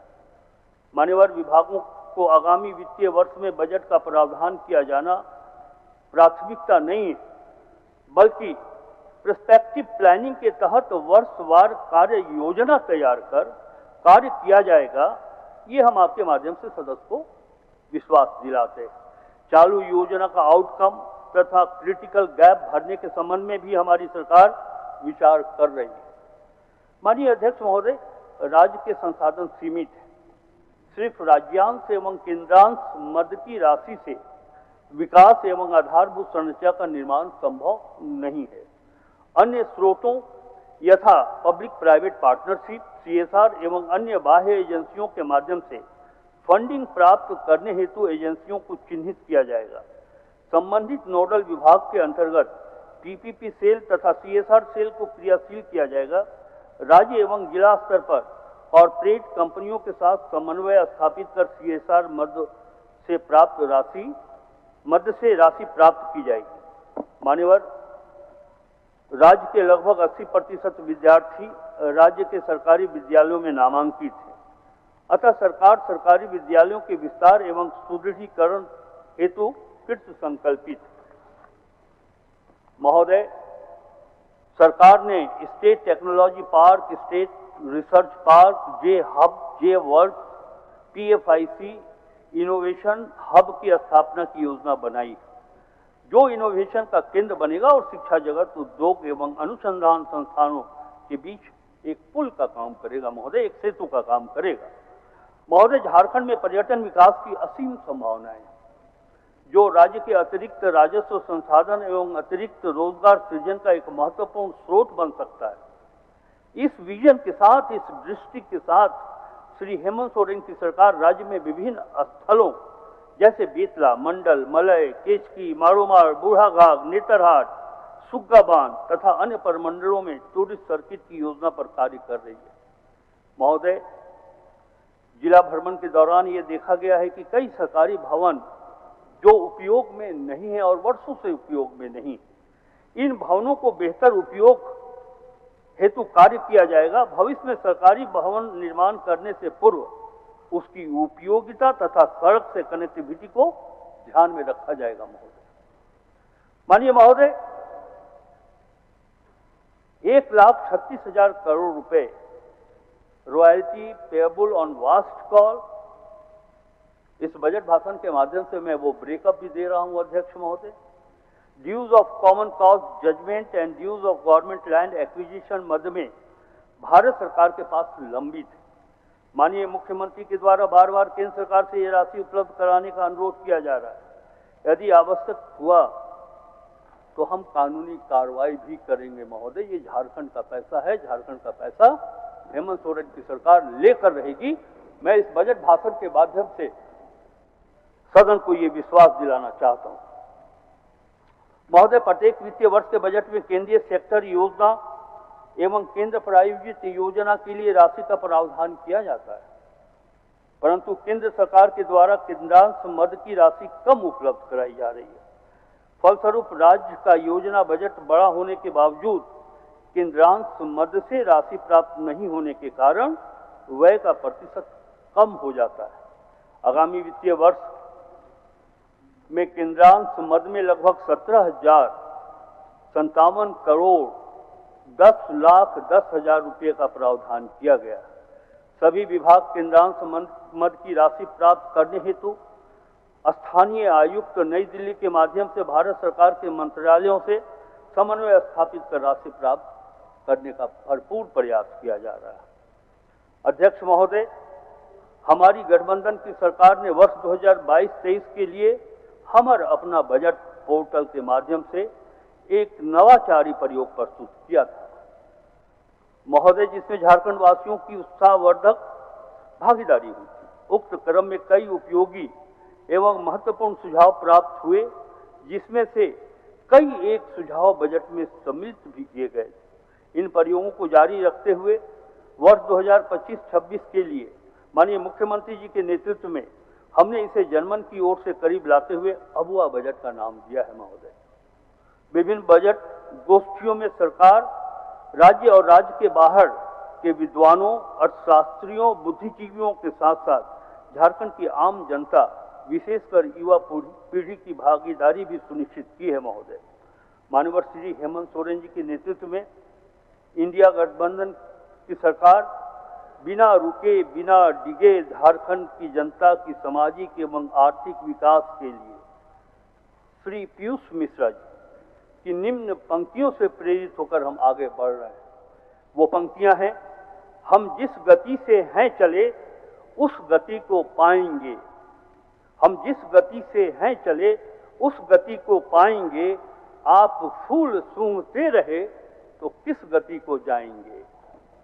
सरकार के जिस पर तेज हो और हाथ में हो धनुष बाण, वीर उसको बोलते जो बूढ़ा हो या जवान।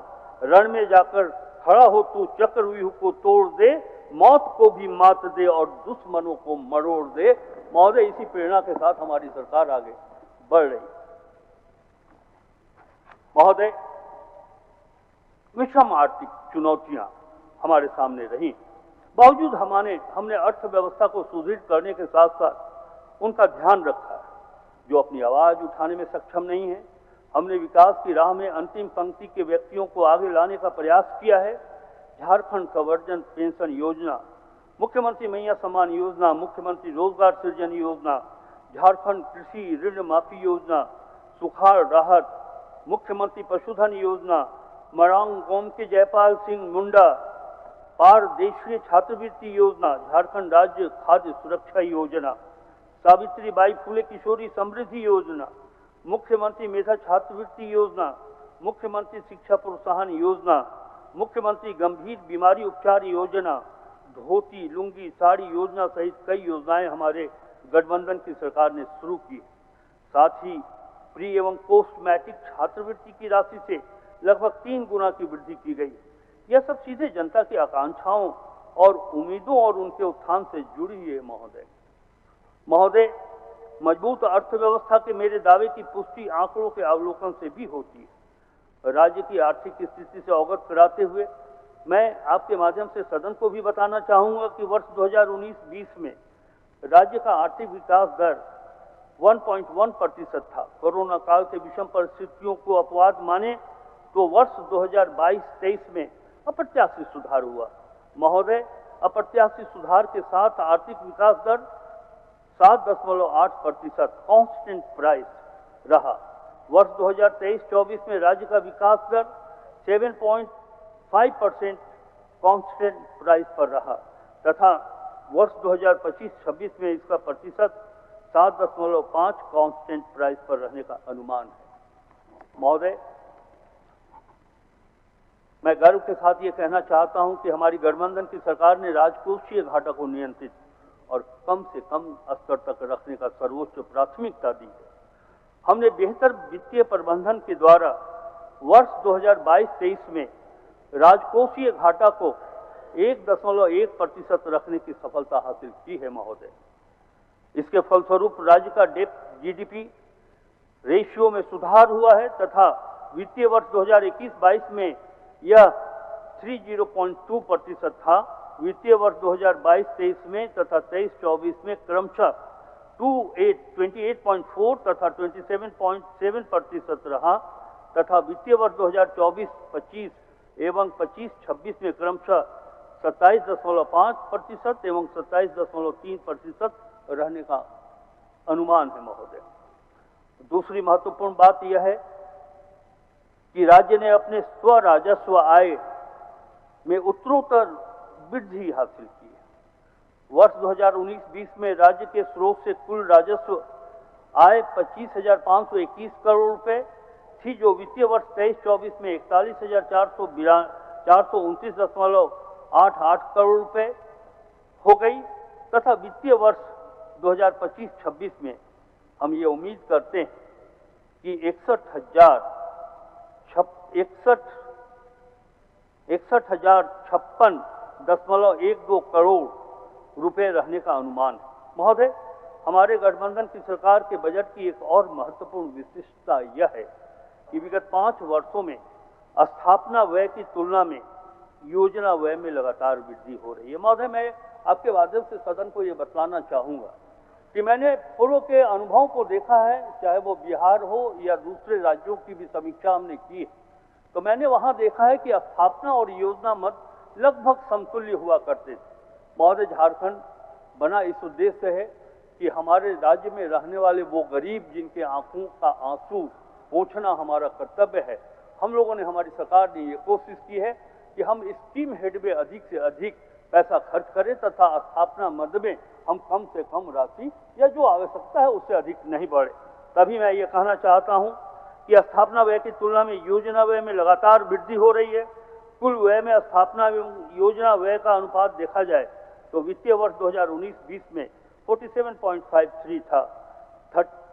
क्रमशः 33,145 करोड़ 37 लाख एवं 52,283 करोड़ 63 लाख, जो वित्तीय वर्ष 2025-26 में 37.63 क्रमशः 53,658 करोड़ 47 लाख एवं 91,741 करोड़ 53 लाख प्रस्तावित है। यह इस बात को इंगित करता है महोदय कि वर्तमान सरकार की स्थापना व्यय की तुलना में राज्य के विकास कार्यों को हमारी सरकार प्राथमिकता दे रही है। हेमंत सोरेन की सरकार ये चाहती है कि अंतिम पंक्ति में बैठे हुए लोग कैसे सामाजिक आर्थिक दृष्टिकोण से आगे बढ़ें। महोदय, राज्य में आधारभूत संरचनाओं का विकास तेजी से करना हमारी सरकार की प्राथमिकता रही है। ऐसे में पूंजीगत परिव्यय में उत्तरोत्तर वृद्धि करने पर हमने बल दिया है। वित्तीय वर्ष 2024-25 में पूंजीगत परिव्यय के पुनरीक्षित बजट पर 9.06% की वृद्धि के साथ 25,720.41 करोड़ रुपए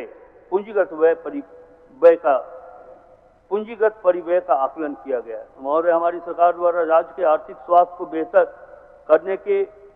करने और भविष्य की पीढ़ी को आर्थिक बोझ की विरासत से बचाने के लिए बेहतर ऋण प्रबंधन किया गया है।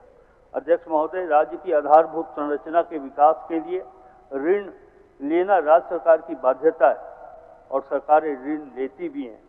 पूर्व में लिए गए ऋणों के भुगतान में भविष्य में संभावित किसी विपरीत आर्थिक स्थिति का सामना करने के लिए वित्तीय वर्ष 2020-21 में वर्तमान राज्य सरकार द्वारा सिंकिंग फंड में लगातार निवेश किया जा रहा है। इस उद्देश्य से अब तक लगभग 2,282 करोड़ रुपए का निवेश किया गया है, जिसका उपयोग केवल ऋण भुगतान के लिए ही किया जाएगा।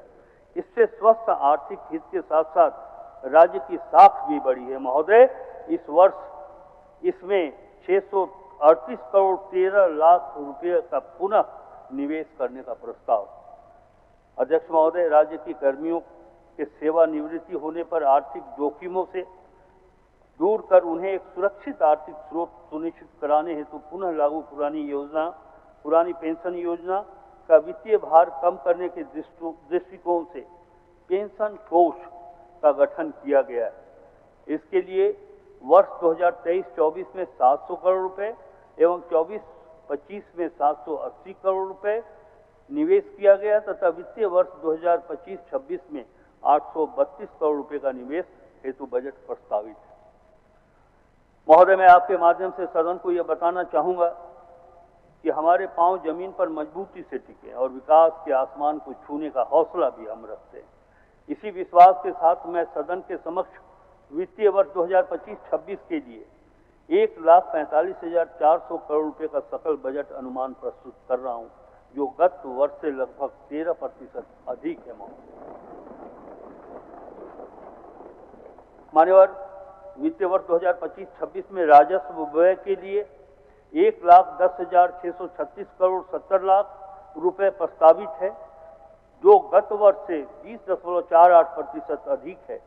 पूंजीगत व्यय अंतर्गत गत वर्ष के पुनरीक्षित बजट पर 7.81% वृद्धि के साथ 34,763 करोड़ 30 लाख रुपए का प्रस्ताव। बजट में प्रावधानित सकल राशि को यदि प्रक्षेत्र के दृष्टिकोण से देखा जाए तो सामान्य प्रक्षेत्र के लिए कॉमन सेक्टर के लिए 37,884 करोड़ रुपए 36 लाख रुपए, सामाजिक प्रक्षेत्र के लिए सोशल सेक्टर के लिए महोदय 62,840 करोड़ 45 लाख रुपए तथा इकोनॉमिकल सेक्टर के लिए महोदय 44,675 करोड़ 19 लाख रुपए का उपबंध किया गया है। अध्यक्ष महोदय, बजट में प्रावधानित राशि के लिए निधि की व्यवस्था पर मैं सदन का ध्यान आकृष्ट कराना चाहूंगा। राज्य को अपने कर स्टेट ओन टैक्स के माध्यम से 35,200 करोड़ रुपए तथा गैर कर राजस्व से 25,856 करोड़ रुपए 12 लाख रुपए तथा केंद्रीय सहायता 17,057 करोड़ 10 लाख रुपए तथा केंद्रीय करों में जो राज्य की हिस्सेदारी के रूप में राशि मिलनी है अनुमानित है 47,040 करोड़ 22 लाख रुपए तथा पब्लिक लोन से लोक ऋण से 20,000 करोड़ रुपए एवं उधार तथा अग्रिम की वसूली 246.56 करोड़ रुपए होने का अनुमान है महोदय। ये एक अच्छा वित्तीय प्रबंधन का प्रमाण है महोदय। वर्ष 2025-26 में राजकोषीय घाटा 11,253 करोड़ 44 लाख रुपए होने का अनुमान है, जो कि अनुमानित जीएसडीपी का 2.02% है महोदय। वर्ष 2025-26 में राज्य का आर्थिक विकास दर 2011-12 के कांस्टेंट प्राइस तथा करेंट प्राइस पर क्रमशः 7.5% तथा 9.9% अनुमानित है महोदय। मौजूदा कीमतों पर झारखंड का जीएसडीपी वित्तीय वर्ष 2023-24 में लगभग 4.6 ट्रिलियन अर्थात 4,61,010 करोड़ रुपए रहा। सरकार का प्रयास होगा कि वित्तीय वर्ष 2029-30 तक इसे 10 ट्रिलियन रुपए को बनाया जाए महोदय। ये श्री हेमंत सोरेन की सरकार के वित्तीय प्रबंधन का ही परिणाम होगा कि हम उसे 4 लाख से बढ़ाकर 10 लाख करोड़ रुपए बनाने वाले हैं महोदय। इस वर्ष 2023-24 और 2029-30 के बीच प्रति वर्ष 14.2% की औसत वृद्धि सुनिश्चित करके झारखंड को 2030 तक 10 ट्रिलियन रुपए की अर्थव्यवस्था बनाने का लक्ष्य हासिल किया जा सकता है, जिस पर हमारी सरकार आगे चल रही है महोदय। झारखंड का विकास दर अब तक उक्त लक्षित विकास दर 14.2% से कुछ ही कम रहा है। झारखंड की वर्तमान कीमत पर जीएसडीपी वर्ष 2001 में 32,093 करोड़ रुपए था, जो वर्ष 2001 और 2004-05 के बीच 12.5% की औसत वार्षिक दर से बढ़ा है और वर्ष 2004-05 और 2011-12 के बीच 12.4% की औसत वार्षिक दर से बढ़ा है महोदय। वर्ष 2011-12 से 22-23 के बीच राज्य की मौजूदा कीमतों पर जीएसडीपी 9.1% की औसत वार्षिक औसत दर से बढ़ा है। इस अवधि के दौरान वर्ष 2015-16 में कमजोर मानसून, वर्ष 2019-20 में आर्थिक मंदी तथा वर्ष 2020-21 में कोविड महामारी का विकास दर पर प्रतिकूल प्रभाव पड़ा था। इन 11 वर्षों में से 5 वर्षों में आर्थिक विकास दर 14.2% से अधिक की दर से बढ़ा है महोदय। सभी प्रमुख कारक जो एक बड़ी जीएसडीपी सुनिश्चित करते हैं और उच्च विकास दर निर्धारित करते हैं, झारखंड में भी मौजूद हैं। झारखंड एक संसाधन संपन्न राज्य है महोदय। देश का 40% खनिज भंडार इसी राज्य में ही स्थित है। इसके भौगोलिक क्षेत्र का लगभग 33% भाग वनों से आच्छादित है महोदय, जो कई मूल्यवान लघु वन उत्पादों का स्रोत है। राज्य में पर्यटकों की रुचि के लिए कई स्थान स्थित हैं। इस राज्य में प्राकृतिक, सांस्कृतिक, ऐतिहासिक और धार्मिक पर्यटन का केंद्र बनने की क्षमता को और विकसित कर अधिक से अधिक पर्यटकों को आकर्षित किया जाए, ये हमारी सोच है, ये हमारी दृष्टि, हमारा लक्ष्य है महोदय। राज्य के श्रमिक वर्ग काफी मेहनती होते हैं, जिन्हें देश भर में कई परियोजनाओं और संस्थानों के विकास में अपना योगदान दिया है। हमारी प्राथमिकता होगी झारखंड में इन्हें अधिक से अधिक रोजगार का साधन उपलब्ध कराया जाए तथा पलायन से रोका जाए महोदय। 14.2% की लक्षित विकास दर राज्य के मौजूदा संसाधनों का उपयोग करके बाहरी कारकों, विशेष रूप से सूखे के प्रभाव से निष्प्रभावी करके और विकास को बढ़ावा देने वाले उपायों को लागू करके हासिल की जाएगी। इस क्रम में ग्रोथ इंजन कृषि, उद्योग, भौतिक संरचनाओं का विकास, वित्तीय सेक्टर, बैंकिंग एवं अन्य वित्तीय संस्थानों आदि का विकास, स्वास्थ्य, शिक्षा, कौशल विकास तथा सामाजिक सुरक्षा पर विशेष बल दिया जाएगा। महोदय, सदन के विपक्ष के माननीय सदस्यों के द्वारा श्री हेमंत सोरेन जी की सरकार की इन उपलब्धियों की प्रशंसा की जानी चाहिए। संभवतः वह ऐसा करेंगे नहीं महोदय। ऐसे में मुझे दुष्यंत कुमार जी की दो पंक्तियां याद आती हैं। वे मुतमईन हैं कि पत्थर पिघल नहीं सकता, हम बेकरार हैं आपकी आवाज में असर के लिए।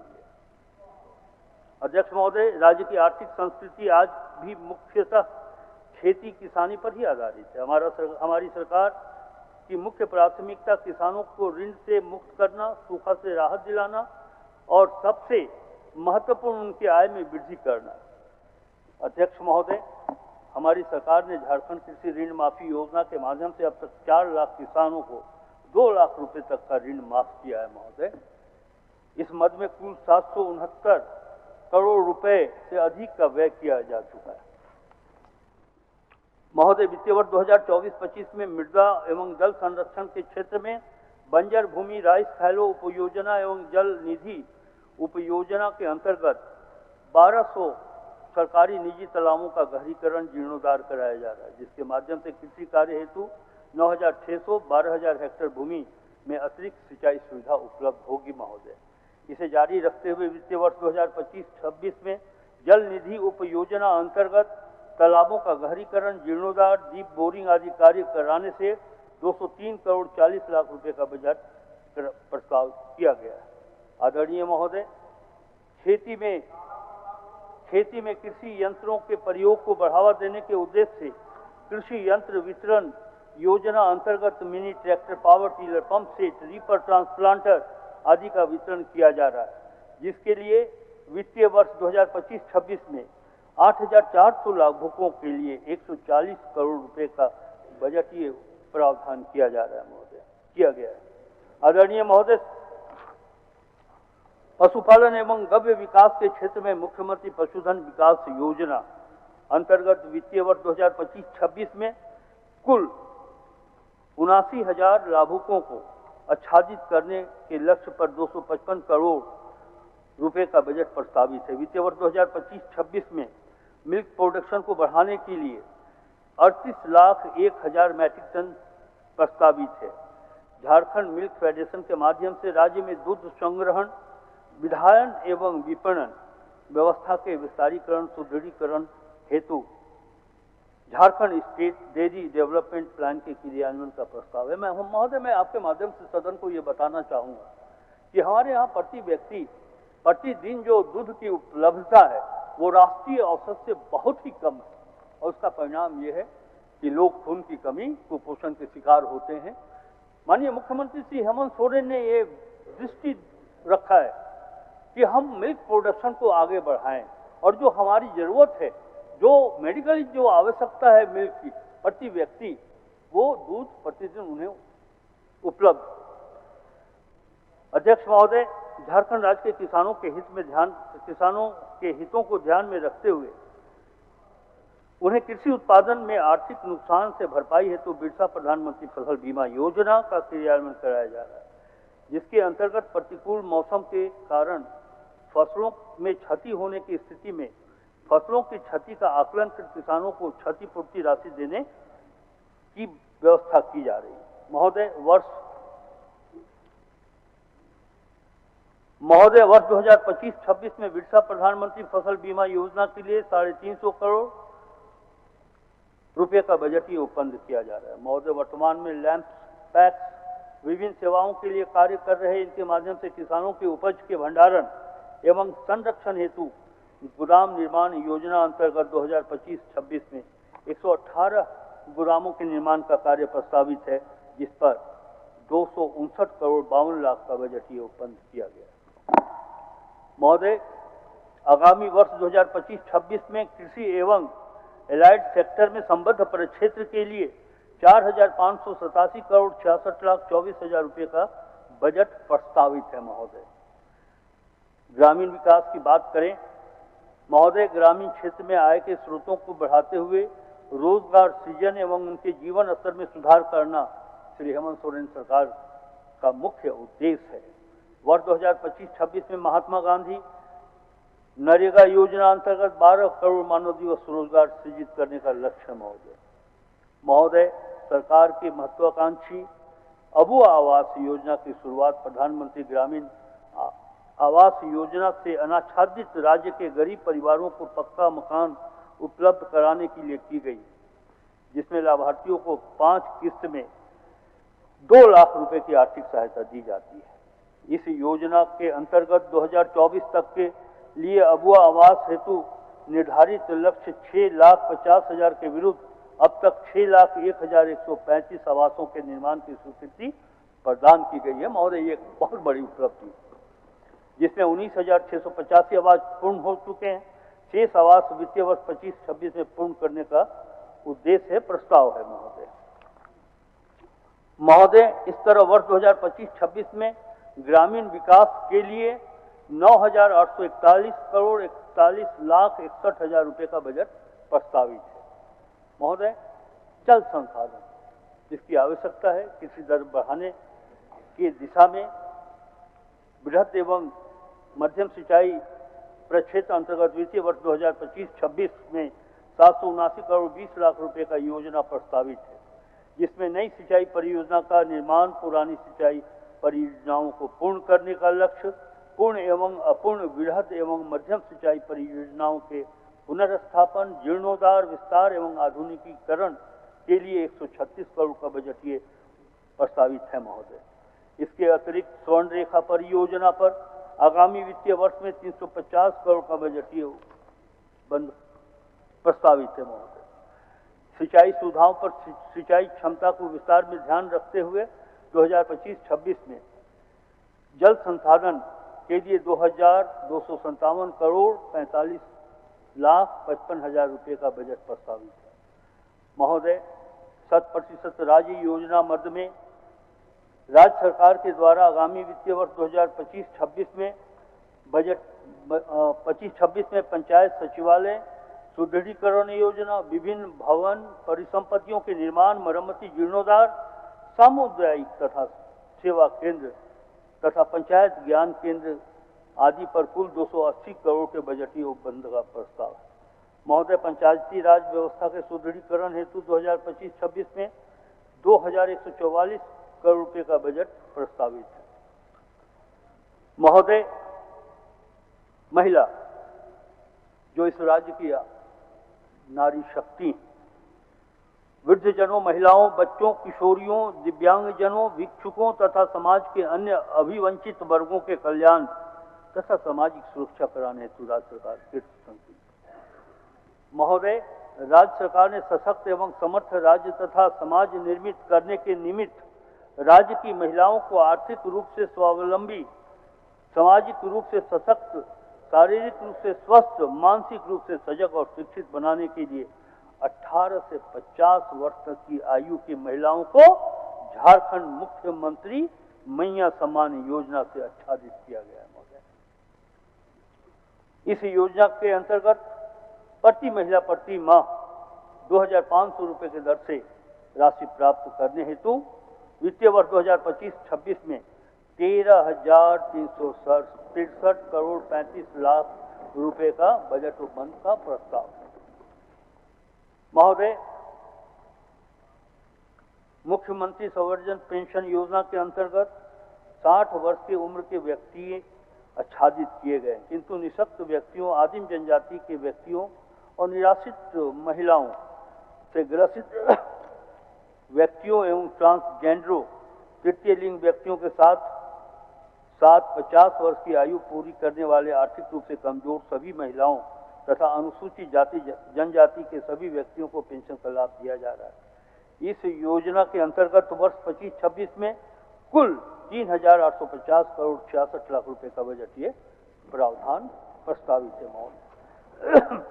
इसके अंतर्गत लगभग 34 लाख लाभार्थी आच्छादित होंगे महोदय। बालिकाओं एवं किशोरियों में उच्च शिक्षा के प्रति आकर्षित करने, बाल विवाह पर रोक, कन्या भ्रूण हत्या की रोकथाम के निमित्त संचालित सावित्रीबाई फूले किशोरी समृद्धि योजना के अंतर्गत वर्ग 8 से 12 तक की बच्चियों को 2,500 रुपये से 5,000 रुपये तथा 18-19 के किशोरियों को एक मुश्त 20,000 रुपये तथा मुख्यमंत्री कन्यादान योजना के अंतर्गत युवतियों को विवाह के लिए एक मुश्त 30,000 रुपया आर्थिक सहायता हेतु लगभग 310 करोड़ रुपए का प्रावधान किया गया है। महोदय, महिलाओं, बच्चों और सामाजिक सुरक्षा हेतु वर्ष 2025-26 में 23 करोड़ 33,85,000 रुपए का बजट प्रस्तावित है। महोदय, शिक्षा परिक्षेत्र राज्य सरकार स्कूली शिक्षा के उत्तरोत्तर विकास एवं निरंतर सजग, संवेदनशील एवं प्रयत्नशील है। महोदय, राज्य के प्रारंभिक विद्यालयों में छात्र छात्राओं के नामांकन, ठहराव एवं गुणवत्ता शिक्षा सुनिश्चित करने हेतु हम कृत संकल्पित हैं। राज्य सरकार द्वारा शिक्षा के सभी सूचकांकों पर गहनता एवं सजगता के साथ योजनाओं का निर्माण एवं क्रियान्वयन किया जा रहा है। महोदय, राज्य के कुल 34,847 प्रारंभिक विद्यालयों, 1,711 माध्यमिक विद्यालयों, 1,157 उच्चतर माध्यमिक विद्यालयों में लगभग 70 लाख विद्यार्थी अध्ययनरत हैं। स्कूली शिक्षा एवं साक्षरता विभाग के अंतर्गत 203 कस्तूरबा गांधी विद्यालय, कस्तूरबा गांधी बालिका विद्यालय, 57 झारखंड बालिका आवासीय विद्यालय तथा 26 नेताजी सुभाष चंद्र बोस आवासीय विद्यालय संचालित है। महोदय, नेतरहाट विद्यालय की तर्ज पर मसलिया, दुमका एवं फूट पानी चाईबासा में विद्यालय भवन के निर्माण कार्य संचालित है और बोकारो के नावाडी में भी निर्माण कार्य प्रारंभ किया जा रहा है। महोदय, उच्च शिक्षा के क्षेत्र में राज्य सरकार एक महत्वपूर्ण पहल के रूप में Jharkhand student research and innovation policy 2025 तैयार कर रही है। महोदय,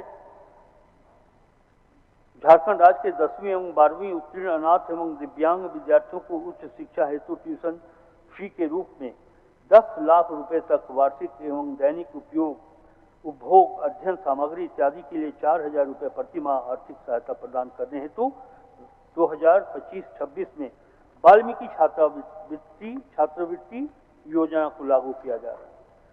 महोदय, राज्य में व्यावसायिक शिक्षा को बढ़ावा देने के उद्देश्य से 02 नए विश्वविद्यालय तथा स्किल यूनिवर्सिटी और फाइन टेक यूनिवर्सिटी की स्थापना का प्रस्ताव किया जा रहा है। इसके साथ जमशेदपुर, पलामू, रांची, धनबाद, हजारीबाग एवं देवघर में school of business and mass communication की स्थापना किए जाने का प्रस्ताव। महोदय, राज्य में लीगल स्टडीज को बढ़ावा देने के लिए हजारीबाग, रांची, धनबाद, दुमका और पलामू में कुल 5 नए लॉ यूनिवर्सिटी की स्थापना किए जाने का प्रस्ताव है। महोदय, यदि स्वास्थ्य प्रक्षेत्र के बारे में हमारी सोच क्या है, उन बातों को सदन में रखा जाए तो मैं ये कह सकता हूं कि राज्य सरकार राज्यवासियों को त्वरित, सस्ती और गुणवत्तापूर्वक स्वास्थ्य सेवा सुलभ कराने के लिए लगातार प्रयासरत है। इस हेतु प्राथमिक, माध्यमिक एवं तृतीयक स्वास्थ्य सुविधाएं उपलब्ध कराने की दिशा में कई महत्वपूर्ण कदम उठाए जा रहे हैं। महोदय, 100% राज्य योजना से क्रियान्वित मुख्यमंत्री अस्पताल संचालन एवं रखरखाव योजना तथा मुख्यमंत्री अस्पताल कायाकल्प योजना के माध्यम से अस्पतालों की स्थिति में सुधार सुनिश्चित कराया जा रहा है। महोदय, इस कार्य के लिए 7,470 करोड़ 50,86,000 रुपए का बजट प्रस्तावित है। महोदय, जल जीवन मिशन के तहत राज्य के कुल 62,55,000 ग्रामीण परिवारों को कार्यरत घरेलू नल संयोजन के द्वारा शुद्ध पेयजल की उपलब्धता सुनिश्चित कराने के लक्ष्य के विरुद्ध अब तक 34,17,000 परिवारों को इस योजना से आच्छादित किया जा चुका है। इस वित्तीय वर्ष में किन्नौर संबंध में अब तक कोई राशि प्राप्त नहीं हुई है। महोदय, जहां तक मुझे व्यक्तिगत रूप से जानकारी है कि भारत सरकार से 2024 में 6,000 करोड़ रुपया मिलना था, ये राशि आज तक झारखंड को नहीं मिली है, जिससे उन योजनाओं के क्रियान्वयन में समस्या का सामना करना पड़ रहा है। महोदय, वर्ष 2025-26 में पेयजल एवं स्वच्छता विभाग हेतु 4,710 करोड़ 56,000 रुपये का बजट प्रस्तावित है। महोदय, राष्ट्रीय खाद्य सुरक्षा योजना से अनाच्छादित गरीब परिवारों को झारखंड राज्य खाद्य सुरक्षा योजना अंतर्गत आच्छादित कर अनाज वितरण के लिए 470 करोड़ रुपए का बजटीय उपबंध किया गया है और इसी तरह 600 करोड़ रुपया राज्य योजना के अधीन संचालित धोती, साड़ी, लुंगी वितरण योजना के अंतर्गत बजटीय उपबंध किया गया है।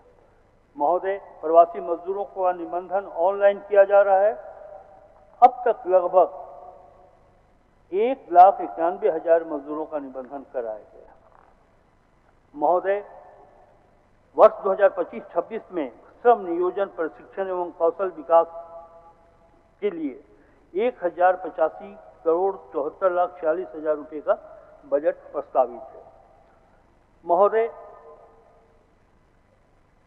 अनुसूचित जाति, जनजाति, अल्पसंख्यक एवं पिछड़ा वर्ग कल्याण के लिए भी राज्य सरकार के द्वारा कई महत्वपूर्ण प्रयास किए जा रहे हैं, कदम उठाए जा रहे हैं। महोदय, छात्रावासों का निर्माण योजना अंतर्गत उच्च शिक्षा ग्रहण करने के क्रम में अनुसूचित जाति, जनजाति के छात्र छात्राओं को अत्याधुनिक सुविधाओं के साथ निःशुल्क आवासन की सुविधा उपलब्ध कराने हेतु प्रमुख शहरों में बहुमंजिला मॉडल छात्रावासों का निर्माण चरणबद्ध तरीके से कराया जा रहा है। महोदय, मरान गोमके जयपाल सिंह मुंडा पारदेशीय छात्रवृत्ति योजना के माध्यम से United kingdom of great Britain and northern Ireland में अवस्थित चयनित विश्वविद्यालयों संस्थानों में चयनित कोर्स में उच्च स्तरीय शिक्षा यथा मास्टर्स, एमफिल डिग्री ग्रहण करने हेतु वित्तीय सहायता प्रदान करने की योजना से अब अनुसूचित जनजाति के साथ अनुसूचित जाति, अल्पसंख्यक और पिछड़ा वर्ग के छात्राओं को भी आच्छादित किए जाने का प्रावधान है। महोदय, जनजाति समुदाय के सतत विकास, सामाजिक उत्थान और आर्थिक सशक्तिकरण के लिए जनजातीय विश्वविद्यालय खोले जाने का निर्णय राज्य सरकार द्वारा लिया गया है। ट्राइबल यूनिवर्सिटी की बात की जा रही है। महोदय, यह जनजातीय समुदाय के समृद्ध सांस्कृतिक पहचान एवं विरासत को संरक्षित करेगी। महोदय, मैं आज इस बजट के उपस्थापन के माध्यम से मैं राज्य के जनजातीय अनुसूचित जाति वर्ग के लोगों के लिए एक अच्छी खुशखबरी देना चाहता हूं। माननीय मुख्यमंत्री जी ने ये निर्णय लिया है कि झारखंड जनजातीय परामर्शदात्री परिषद के तर्ज पर झारखंड सरकार ने यह निर्णय लिया है कि झारखंड अनुसूचित जाति परामर्शदात्री परिषद का भी गठन झारखंड में किया जाएगा। अध्यक्ष महोदय, इको टूरिज्म योजना के तहत पर्यटन क्षेत्रों को सम्यक रूप से विकसित करने तथा स्थानीय ग्रामीणों को आजीविका का अवसर बढ़ाने के उद्देश्य से दुमका मसानजोड़ के पास इको कॉटेज का उद्घाटन माह जनवरी 2025 में माननीय मुख्यमंत्री के द्वारा किया गया। इसके अतिरिक्त सारंडा, पश्चिम सिंहभूम के किरीबिरू में घाघीरथी फॉल को विकसित किया जाने का प्रस्ताव है। महोदय, 2025-26 में वन विभाग के लिए 1,381 करोड़ 99,30,000 रुपये का बजट प्रस्तावित है। महोदय, मुझे यह बताने में अत्यंत खुशी की अनुभूति हो रही है कि इंफ्रास्ट्रक्चर का विकास झारखंड राज्य के लिए बहुत आवश्यक है और आवश्यकता इस बात की भी है कि वो हमारे अच्छे सड़कों का निर्माण हमारे अर्थव्यवस्था को मजबूती प्रदान करता है। महोदय, वरन ये सामाजिक विकास एवं सांस्कृतिक उन्नयन का भी द्योतक है। राज्य गठन के समय राज्य में पथों की कुल लंबाई 5,400 किलोमीटर थी, जो अब बढ़कर 14,879 किलोमीटर हो गई। पथों के घनत्व वर्ष 2024-25 के प्रारंभ में 177 किलोमीटर प्रति 1,000 वर्ष किलोमीटर से बढ़कर अब ये 188.69 किलोमीटर प्रति 1,000 वर्ग किलोमीटर हुआ है। महोदय, ये इसलिए हो पाया है, जैसा कि हमने कहा कि अगर बढ़िया सड़कें होंगी, ये राज्य खान खनिज से परिपूर्ण राज्य है, हमारे यहाँ अच्छी सड़कों का होना आवश्यक है। फिर भी हमारी कोशिश ये है, मुख्यमंत्री हेमंत सोरेन जी की कोशिश ये है कि जो राष्ट्रीय औसत है स्टेट हाईवे का, नेशनल हाईवे का, उस लक्ष्य को, उस औसत को झारखंड प्राप्त करे।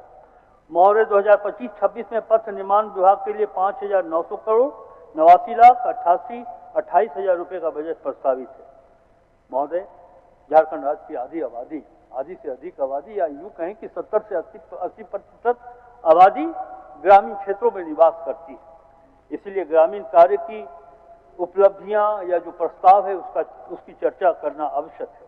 मुख्यमंत्री ग्राम सड़क योजना अंतर्गत वित्तीय वर्ष 2024-25 में अब तक 249 योजनाएं, जिनकी कुल लंबाई 734 किलोमीटर है, का निर्माण कार्य पूरा किया जा चुका है। शेष 935 स्वीकृत योजनाओं का निर्माण कार्य प्रगति में। प्रधानमंत्री ग्राम सड़क योजना के अंतर्गत 2500 किलोमीटर पथ एवं 200 पुलों के निर्माण का लक्ष्य है, जिसके विरुद्ध अब तक 715 किलोमीटर लंबाई में पथ का निर्माण किया जा चुका है। शेष निर्माण कार्य प्रगति पर है। महोदय, मुझे बताते हुए प्रसन्नता हो रही है कि ग्रामीण कार्य विभाग के लिए 4,576 करोड़ 30,73,000 रुपए का बजट प्रस्तावित है। दीपिका जी, आपको तो बजाना चाहिए। राज्य सरकार के उपयोग हेतु साहेबगंज में नए डोमेस्टिक एयरपोर्ट और एयर कार्गो हब के निर्माण के लिए चिन्हित भूमि के अधिग्रहण पर सरकार की स्वीकृति प्रदान की गई। राज्य में एक स्थान से दूसरे स्थान तक की यात्रा तथा टूरिस्ट सर्किट हेतु हेली शटल सेवा प्रारंभ करने की योजना विचाराधीन है। इसके अंतर्गत राज्य के प्रमुख तीर्थ स्थलों यथा देवघर, बासुकीनाथ, पारसनाथ, रजरप्पा, इटखोरी एवं प्रमुख पर्यटक स्थलों यथा बेतला नेशनल पार्क, पतरातू घाटी, साहेबगंज हेतु राज्य की राजधानी हेलीकॉप्टर शटल सर्विस प्रारंभ करने की महोदय कार्रवाई की जा रही है। अध्यक्ष महोदय, नगर विमानन हेतु वर्ष 25-26 में 115 करोड़ 19,37,000 रुपए का बजट प्रस्तावित है। महोदय, ऊर्जा परिक्षेत्र में बजट प्रस्तावना के संदर्भ में मैं कहना चाहूंगा कि राज्य में गुणवत्तापूर्वक निर्बाध बिजली आपूर्ति करना राज्य सरकार का लक्ष्य है। राज्य के सभी घरेलू एवं शहरी उपभोक्ताओं को 200 यूनिट प्रतिमाह मुफ्त बिजली उपलब्ध कराया जा रहा है। इस योजना का लाभ लगभग 35 लाख उपभोक्ता उठा रहे हैं। वित्तीय वर्ष 2025-26 में इस योजना के अंदर 5,005 करोड़ 9 लाख रुपए व्यय करने का प्रस्ताव सरकार ने रखा है। मान्यवर, संपूर्ण बिजली आच्छादन योजना के क्रियान्वयन से ग्रामीण एवं शहरी क्षेत्र में गुणवत्ता विद्युत उपलब्धता में वृद्धि हुई है। साथ ही कृषि उपभोक्ताओं हेतु नए विद्युत संरचना का निर्माण भी किया गया है। पतरातू में 4,000 मेगावाट के सुपर थर्मल पावर प्लांट स्थापित करने की प्रक्रिया चल रही है। अध्यक्ष महोदय, विद्युत हमारे रोजमर्रा के जीवन और समग्र विकास की रीढ़ है। वर्ष 2025-26 में 9,894 करोड़ 35,53,000 रुपए का बजट प्रावधान है, प्रस्तावित है। महोदय, झारखंड राज्य प्राकृतिक संसाधनों से परिपूर्ण है। ऐसा राज्य है जहां औद्योगिक विकास की असीम संभावना है। राज्य सरकार अनुकूल औद्योगिक वातावरण के निर्माण हेतु निरंतर प्रयासरत है। इस क्रम में विभिन्न नई औद्योगिक नीतियों का सूत्रण किया गया है, ताकि न सिर्फ राज्य में पूंजी निवेश का निरंतर प्रवाह हो, बल्कि ग्रामीण क्षेत्र में भी रोजगार के अवसर में वृद्धि हो सके। महोदय, इसके लिए विभाग से संबंधित योजनाओं के क्रियान्वयन हेतु 450 करोड़ रुपए प्रस्ताव किए गए। अध्यक्ष महोदय, राज्य में उद्योगों के विकास और विस्तार, विशेषकर माध्यम, लघु और सूक्ष्म उद्योगों को प्रधानता देते हुए वर्ष 25-26 में उद्योग विभाग के लिए 486 करोड़ 31,61,000 रुपए का बजट प्रस्तावित है। महोदय, इसी तरह भवन निर्माण को विकसित करने के लिए राज्य की राजधानी में माननीय विधायकों को समुचित आवासन की सुविधा प्रदान करने के लिए 70 आवासों का निर्माण कार्य प्रगति पर है, जिसे जून 2025 तक पूर्ण कर विस्तारित करने का लक्ष्य है। महोदय, वित्तीय वर्ष 2025-26 हेतु भवन निर्माण विभाग के लिए 861 करोड़ 57 लाख 31,000 रुपये का बजट प्रावधान है। नगर विकास महोदय, अमृत एवं अमृत 2.0 मिशन योजना अंतर्गत विभिन्न जलापूर्ति योजनाओं का निर्माण कार्य प्रक्रियाधीन है। इनमें से रांची शहरी जलापूर्ति, चास शहरी जलापूर्ति एवं आदित्यपुर सीवरेज प्रबंधन योजना का निर्माण कार्य वित्तीय वर्ष 2025-26 में पूर्ण कर लिया गया। वित्तीय वर्ष 2025-26 में जलापूर्ति परियोजनाओं का निर्माण कार्य 11 निकायों यथा चास, गिरिडीह, धनबाद, कपाली, गुमला, लोहरदगा, विश्रामपुर, बरहरवा, श्रीवंशीधर नगर, छतरपुर एवं हरिहरगंज में प्रारंभ किया जाएगा। महोदय, 2025-26 में नगर विकास एवं आवास विभाग के लिए 3,557 करोड़ 68 लाख 91,000 रुपये का बजट प्रस्तावित है। महोदय, पर्यटन, कला, संस्कृति, खेलकूद एवं युवा कार्य परिक्षेत्र की बात की जाए तो इस बजट में विभाग द्वारा वर्तमान में 41 आवासीय क्रीड़ा प्रशिक्षण केंद्र एवं 102 डे बोर्डिंग क्रीड़ा प्रशिक्षण केंद्र संचालित किए जा रहे हैं तथा 59 नए डे बोर्डिंग क्रीड़ा प्रशिक्षण केंद्र खोले जाने का लक्ष्य है। महोदय, इस तरह वित्तीय वर्ष 2024-25 में विभिन्न अंतर्राष्ट्रीय राष्ट्रीय खेलों में प्राप्त उपलब्धि के आधार पर राज्य के 523 मेधावी खिलाड़ियों को 428.85 लाख रुपए का पुरस्कार तथा 115 प्रशिक्षकों को 90.35 लाख रुपए का पुरस्कार प्रदान किया गया। महोदय,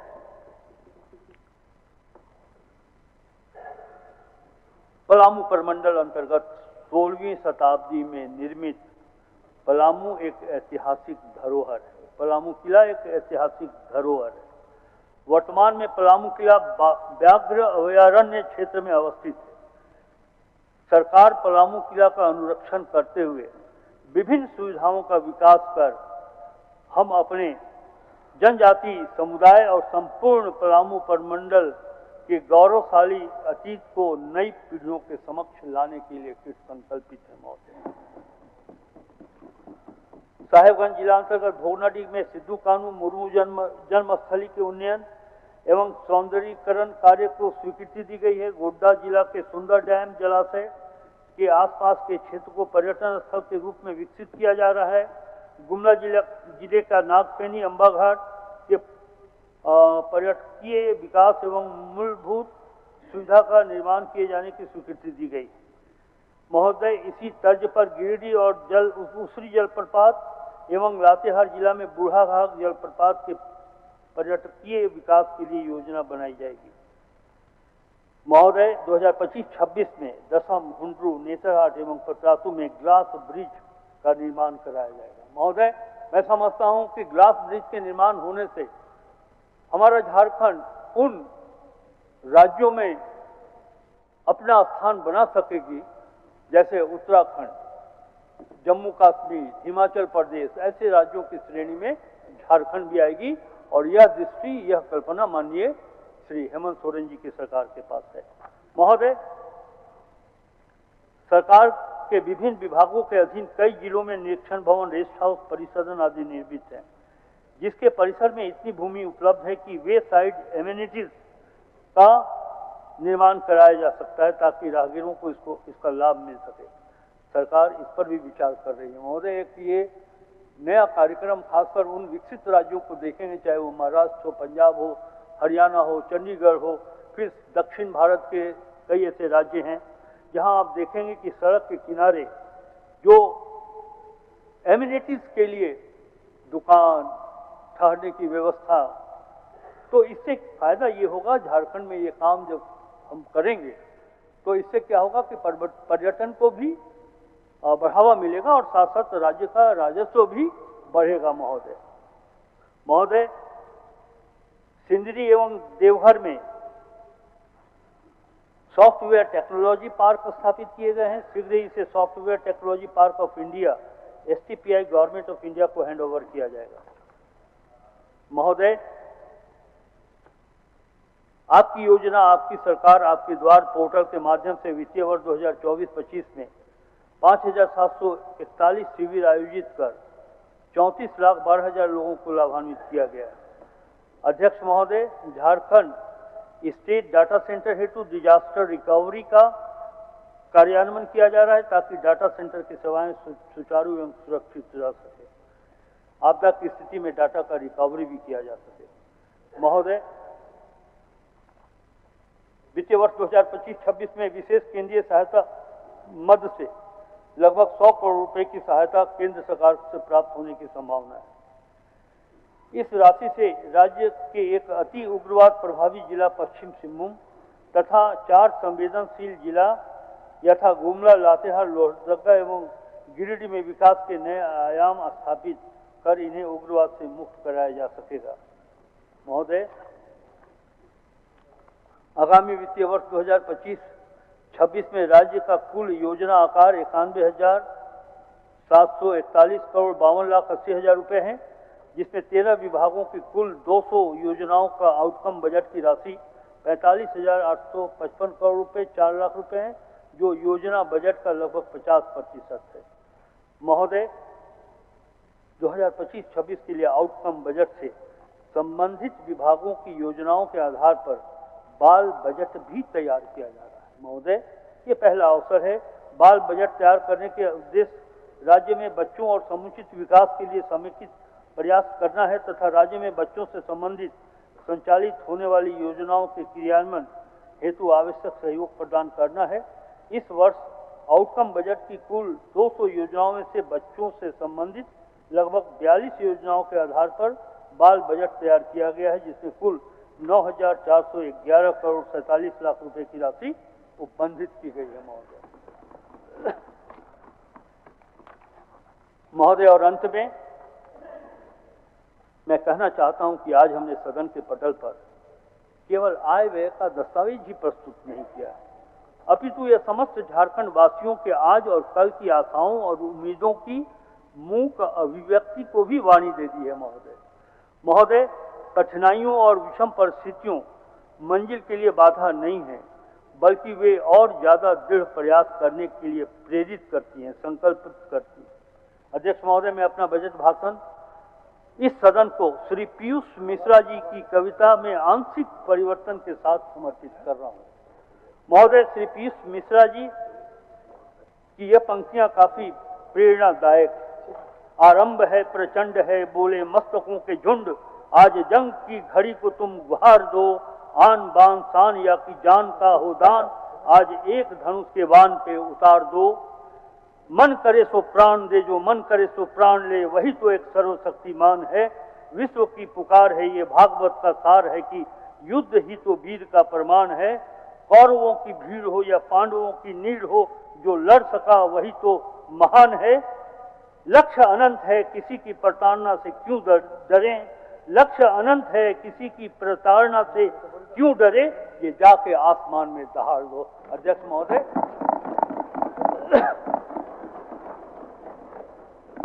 अध्यक्ष महोदय,